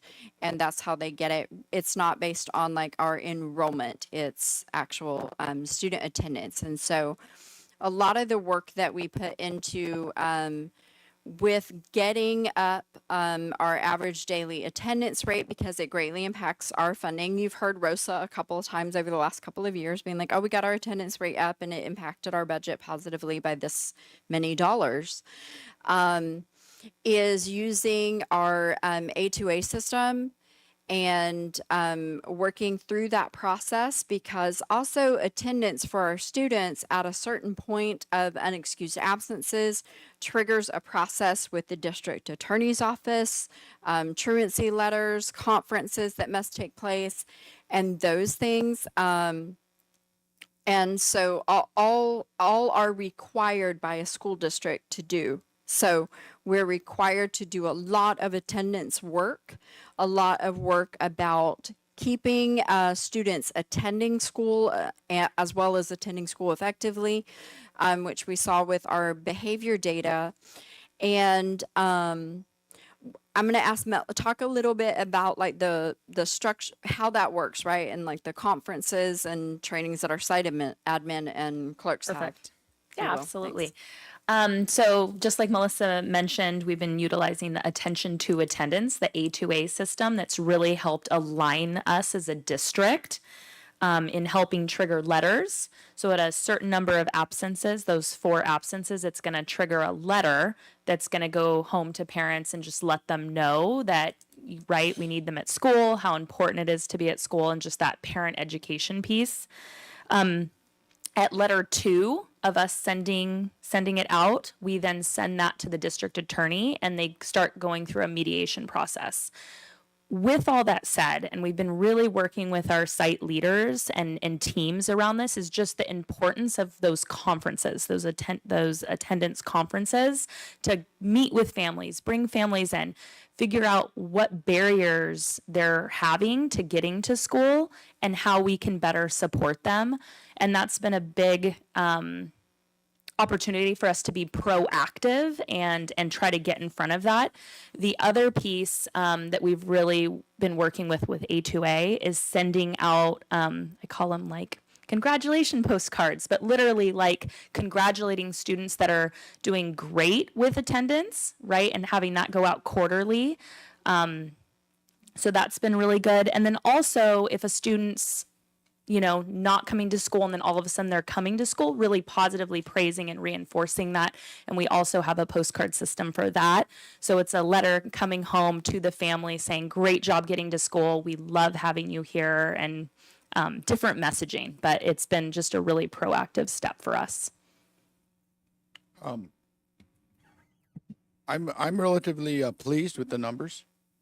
Considering, with the trifecta of RSV, flu, COVID, and even in my own classroom, seeing the number of students, sick and not attending, I'm glad to see there was growth. I'm considering the situation, I'm always wanting to see more growth, year after year. That's Same. our number one line item for funding. So, but the fact that we are using A2A, to me, it's always about communication with the community, reinforcing that, constantly reminding them of their responsibilities, making sure their kids are coming, the number one factor of success, blah, blah, blah, blah, blah, blah. But once again, I am very relatively happy to see that the numbers didn't go down and they did go up. Given all the effort the district is making, I just hope and wish that the numbers continue to go up as time goes on. Thank you. Me too. Thank you. Any other questions about that? Thanks, Mel. Just thank you for all your work on this and everybody's work on it, because attendance is the beginning. If you don't have that, then you have nothing else. And that's great for us to have that in place where we're sending that to kids, and then to hear that even kids that have been out and they start making a progress, that, that's awesome. So that's great. Thank you for that. And that's a relatively new thing, right? I think it was like, 3 years ago we did do that program. So we had really gotten decent at implementing it, and then COVID. And so getting back into the swing of it and having it there for us when we got back last year was great. And then this year, and Mel's continued work with them and just sort of improving our systems and trainings that people need. around that. The improvement from last year to this year, of course, helped with a little less COVID happening this year, but also the logistical pieces of it and getting back into that. It's been a good bang for our buck, I think. Okay, yes. I just wanted to add, with attendance and especially with our A2A process, I get lots and lots of questions from parents who get that first letter. Melanie, I get lots of that because they get worried, right? So they get that first letter and they're like, oh my gosh, like my child's truant, and they get really concerned.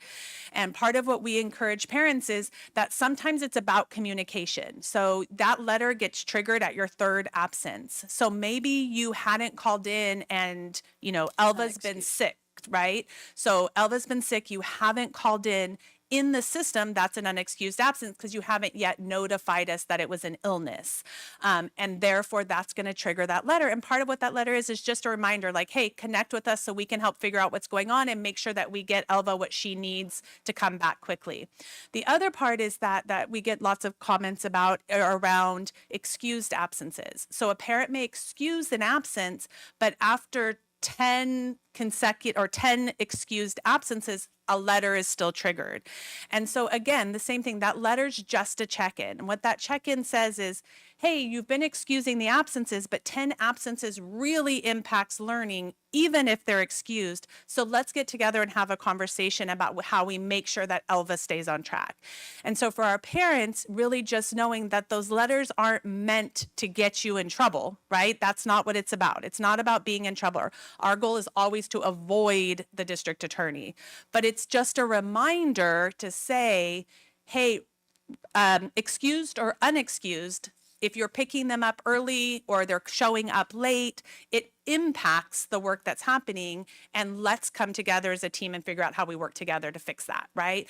And it may be that it's not that they can fix the absence, the child was really sick, but we have to have a plan with that parent to make up those 10 days of learning, right? So just for our parents, just think of those letters as a way of saying, let me check in with the school, and not as a way of saying you're busted, right? Thanks, Summer. Thank you, Summer, for that, because I think that's very important as a parent to be aware of that, because most of the time parents get that and they're like, what the heck, my kid was sick, why are they doing this? I could totally see parents getting on the defensive side, but then also that's for us to know, but also know like, hey, yes, our kid is sick, but also they're trying to let us know this. It's going to impact your kid's grades as well if it continues. So thank you for that. And that's why that work around those conferences has been so essential, right? Because parents shouldn't be getting those letters and it being a surprise, right? So us really doing that work around conferences and family and student communication. Because the other piece, I've called it the blanket medical notes, is just really, especially with our SPED families, working through that when we need doctor's notes for it to be as an excused absence, and when it truly is impacting our student learning and growing that gap, right, when we're missing so many days. So really been working with our community medical partners around like physical therapy appointments being scheduled outside of school hours, occupational therapy appointments, speech. So our SPED students are also not missing that much school. So this last data point feels really unfortunate, but is super important right now. And I know Mr. Patel mentioned that the socio-emotional state of a lot of our students. And last year and this year, these numbers have grown to be significant enough to generate a data report. Okay. So prior to COVID, the numbers were nowhere like this. And so to talk about what these numbers mean are, and this work is somewhere between Melanie and Summer in a lot of ways. So student services and our family and community engagement pieces. So, and I really want to highlight the work of our school counselors, our social workers, and our school psychologists when this comes up. So these are our folks who've been trained to come in and do a risk assessment and behavioral threat assessment when these things come up. And the number of them, so on the left, you can see each school site's number for last year and where we are currently mid-year this year. The behavioral threat assessment comes into play when there is another party involved. Did I say that correctly? When a threat against another person has been made. So the two there at the bottom, a threat against another person has been made. And one of the key things there in the upper right is right now, about 60% of our suicide risk assessments that our great professionals are able to go in and do have resulted in student transport for mental health evaluation.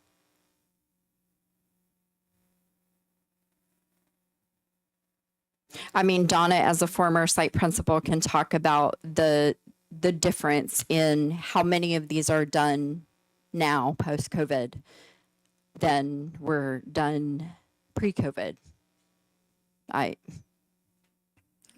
The pre-COVID, these numbers weren't tracked as diligently, and our staff was not as trained, and so we would call outside services to come and do these assessments. At the social emotional level, post-COVID, right? The work that we're doing and the community partners that we've partnered with has been a huge support, and the training that we put in place. And having those professionals now at every site helps too. They're not having to leave one site to go to another. The numbers are uncomparable to pre-COVID. And the social emotional concerns are unlike, and at the grade levels too, right? Lower grades versus just like 7th or 8th graders. It touches my heart also to think, had we not put in all these services and supports and trainings, what grabs my heart is, have we saved people? Have we saved lives? And so I really appreciate all the work that Summer and Melanie has done too, and all of our sites and school sites and principals and social emotional counselors and social workers and our community partners and our families, because they're listening and they're hearing us, and bringing these parents in to have these conversations. I think as scary as the data looks and as hard as it looks, had we not put the work in the last 2 years, I don't want to imagine what that could have been. So our numbers are going to go down. Knock on wood, we're going to keep going forward, and if we can prevent, we will help. Ms. Patel? Two comments. First of all, I've been teaching 20 years, and I never really honestly accepted the value of how much social emotional connections have on students by being in the school. I always felt schools was academic. And by not having it for a year and a half or 2 years, and seeing what that lack of connection, lack of communication, lack of modeling by not being in school, lack of not having mentors, and seeing the effect of that, it just really drove home the point of how vital schools are, not only for academics, but I'm talking about the overall whole well-being of a student, especially emotionally, and making those connections, and self-support. So,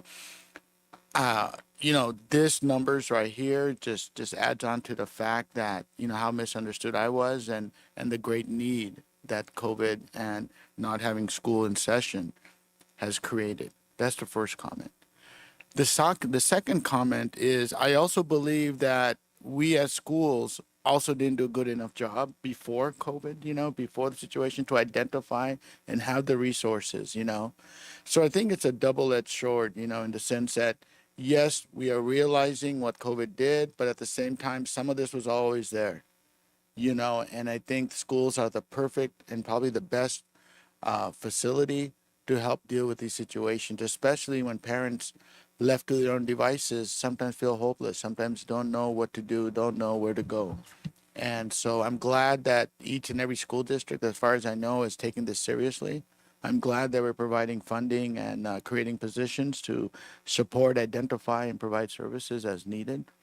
But at the same time, once again, this really impacted me and a bunch of other teachers, you know, and the fact of just besides academics, the value we have as an institution. Forget academics. You know, we want to make well-rounded individuals who are happy, who are successful, who are productive. You know, they're going to be somebody's father someday, somebody's, you know, grandfather, somebody's sister, mother, whatever it may be, you know, and the fact that, you know, situations like this can occur, suicide, self-harm, harming others, you know, it's just taking away the possibility of a fruitful life that was stopped long before it should have, right, at any time, you know. So thank you for the district for creating, both dealing with COVID and creating these positions, and also a self-acknowledgement that, hey, you know, we've had these issues all along. Thank God we're finally dealing with it, you know. So thank you. Thank you, Neil. I was going to add, kind of based on the same question we had before, what do we do? So we said 60% of those risk assessments result in transport. What happens with the other 40% that don't, right? And so just to kind of be clear, the way that the process works for a suicide risk assessment is that a student self-refers, another adult says, I'm concerned, there's something in writing, right? Something triggers that process. Our team comes in, and Melanie and I have done tons of work around, you know, supporting the team and getting comfortable with using the tool that we have. So we have a suicide risk assessment protocol that they go through. They go through that process with the student. And the first part of that is really just kind of developing a rapport, because they may have never seen that counselor or social worker before, right? Hopefully, if they're at this crisis point, we're hoping that there's been some kind of intervention, but it, you know, maybe not. And that could be the reason why. And so they spend some time developing rapport, and they go through a set of questions that are research-based in terms to evaluate the risk that the student has for suicide. And then it's kind of broken into 3 main categories, and those main categories have subgroups. So low risk, meaning that the student doesn't have intent or means, right? So they may have said things like, I want to die, and that die meant I want to escape a situation, not that I physically wanted to die. It could be that the student is moderate risk, meaning that they have an idea, they've expressed an idea, and maybe they have a plan, but they have no means and are accepting of intervention. Or they're at high risk. They have a plan, they have means. And so at that point, at the medium, high to high is when our team reaches out to the mobile crisis unit. We don't determine transport for that. We don't determine what they call a 5150, which is transport for mental health. That has to be done either by that mobile crisis team or law enforcement. That's who can make that decision. Our team can't make that decision. So they reach out at that medium, high to high for that support. 2 things can happen. They can say, yes, we're going to transport them. No, we don't feel that they're at high risk, and they're not going to transport them. For any situation in which a student is not transported, several things happen. One is that a safety plan is created even at that low risk student. So a safety plan is put into place between that student, that parent, and that social worker. I'm kind of saying, what is it that you're going to do if these feelings continue? Depending on the level of need, the level of that safety plan changes. The other part that happens is that we start to go into that assessment process as a behavioral team. So that's usually me, Melanie, the school psychologist, the administrator, somebody who knows that student well as an educator. And we start to say, what safety measures do we put into place? What protective factors do we put in to make sure that the student doesn't go from low to medium, right? So can we engage him in some other activity? Is it a course change? Is it an issue around bullying? And then we kind of move into that place of prevention. When the students are transported, it doesn't mean that a student's going to be gone for more than just a day, which is another confusion. All of our students are transported to Natividad Medical Center. That's where the pediatric mental health assessment teams are, but that system is really impacted. So a student may be transported there, they may be evaluated by that team and released to that parent, which means they could come back to school. We have a mandatory reentry before they come back into school to make sure that everything is in place for that student. It always includes a check-in, check-out with that school counselor or social worker to make sure, as well as kind of pretty regularly check-ins with that parent as well to kind of keep a gauge of what's happening for that student as well. So for 60% of our students, they may be getting some outside support, but we know that there's a large percentage that aren't getting that. And so that's why we have all those other pieces in place to support them as well. With the behavioral threat assessment, very similar. Same process happens. We determine if there's a viable threat and go through that same process with the student. No, I just want to say, I mean, as we're kind of wrapping up, I appreciate the presentation, especially for the public, because I think there's so many components that were, as rough it is to seek a lot of this data, it's also important for the public and us to kind of get an idea of, okay, this is a check-in of where the district is at. This is what's happening with our students. However, at the same time, this is what we're doing to focus on those issues, whether it's education, attendance, behavioral health, so I think this is really, thankful for doing the presentation. I know for the board and also for the public and the parents, these are the steps that's kind of involved. These are the resources. This is what we're doing as a district, to kind of help mitigate as much of the issues that were results of COVID and everything else Mr. Patel kind of talked about. So. I also want to elaborate on that. So thank you very much, ladies, because yes, like as a parent seeing these numbers, it's very alarming. And you're like, oh my goodness, what's going on, right? So just to clarify, you read my mind because I was going to question right after, and you're like, I got you, Cindy.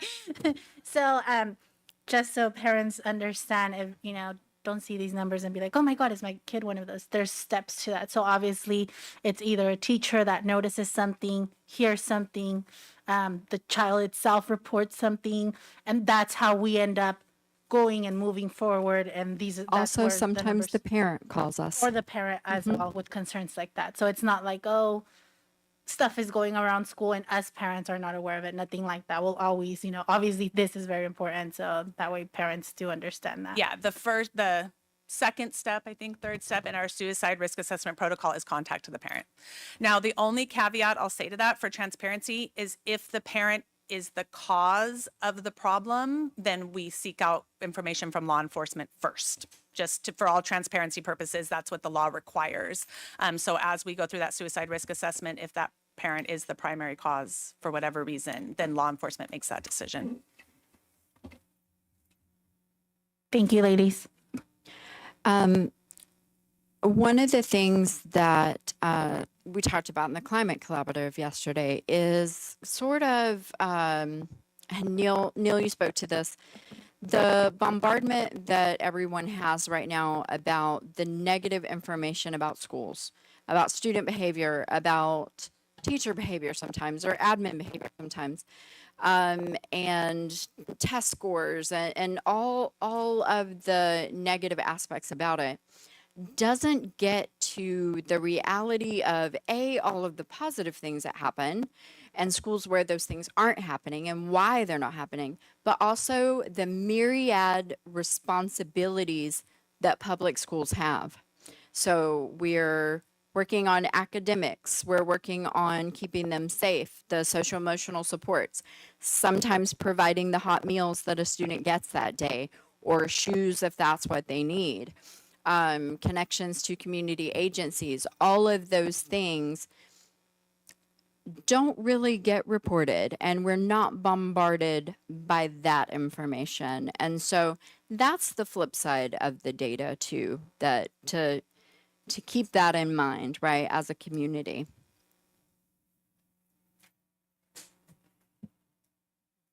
I'll say one last thing about this just to make sure that the data is really clear. As Melissa said, that is that just like that suspension data that you saw, these could be one student who received multiple suicide risk assessments. And I know for sure that large number at Gavilan View, we have a few students who have experienced several mental health crises.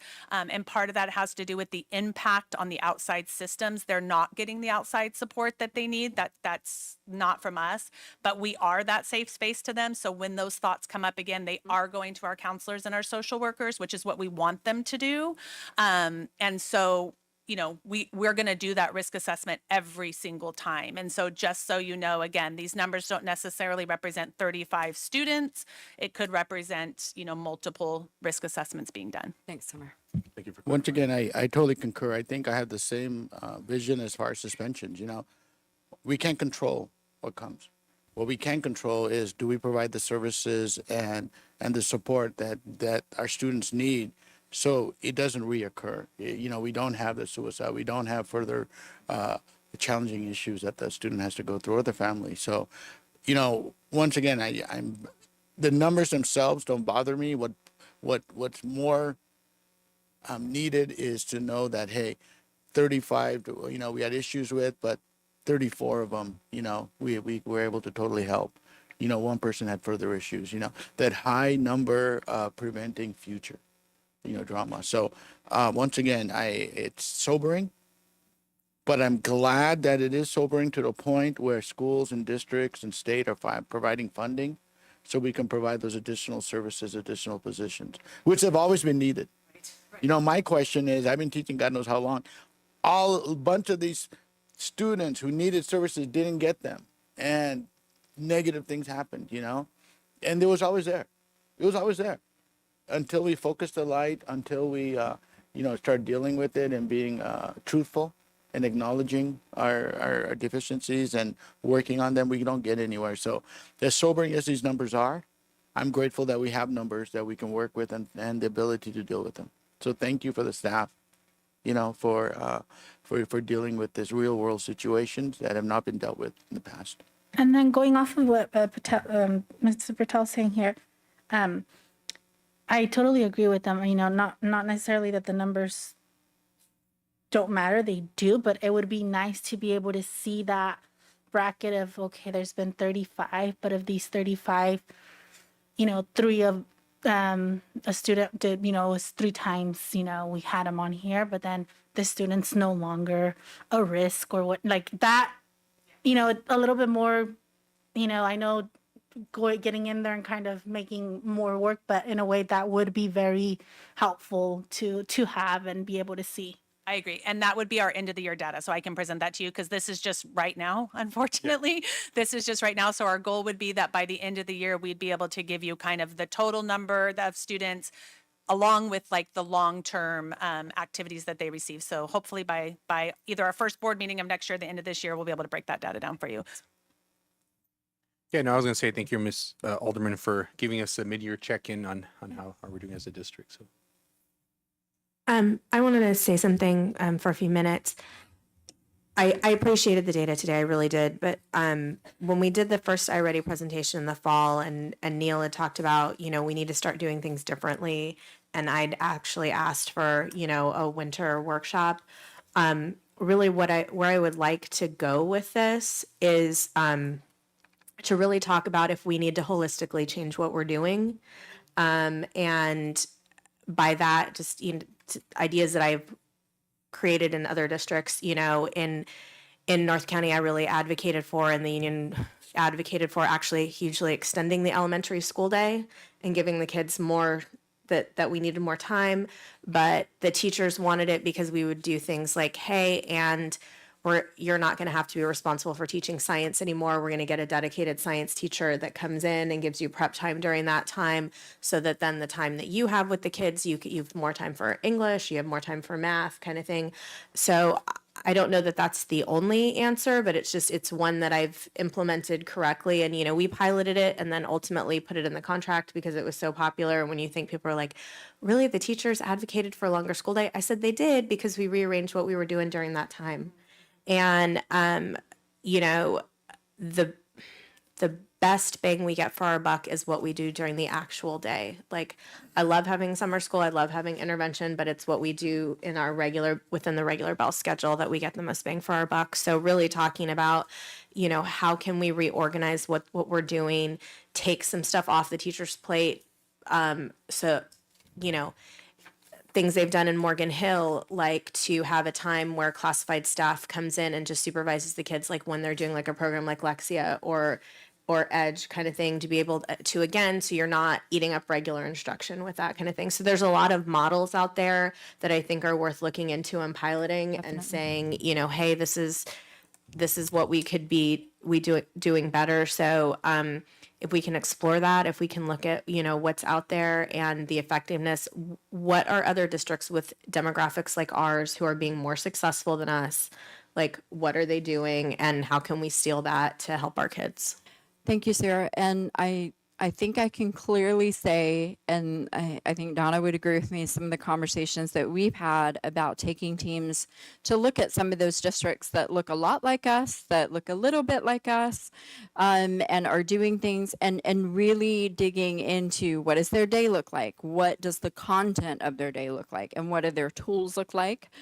And that we're at the point that we are ready to engage in those conversations because I think the data backs up the need to start engaging our teachers, our classified instructional staff, our administrators, our parents in, okay, is it time that we really do change up how we do things because the state is telling us, you know, our current state with our current mode of operations, right?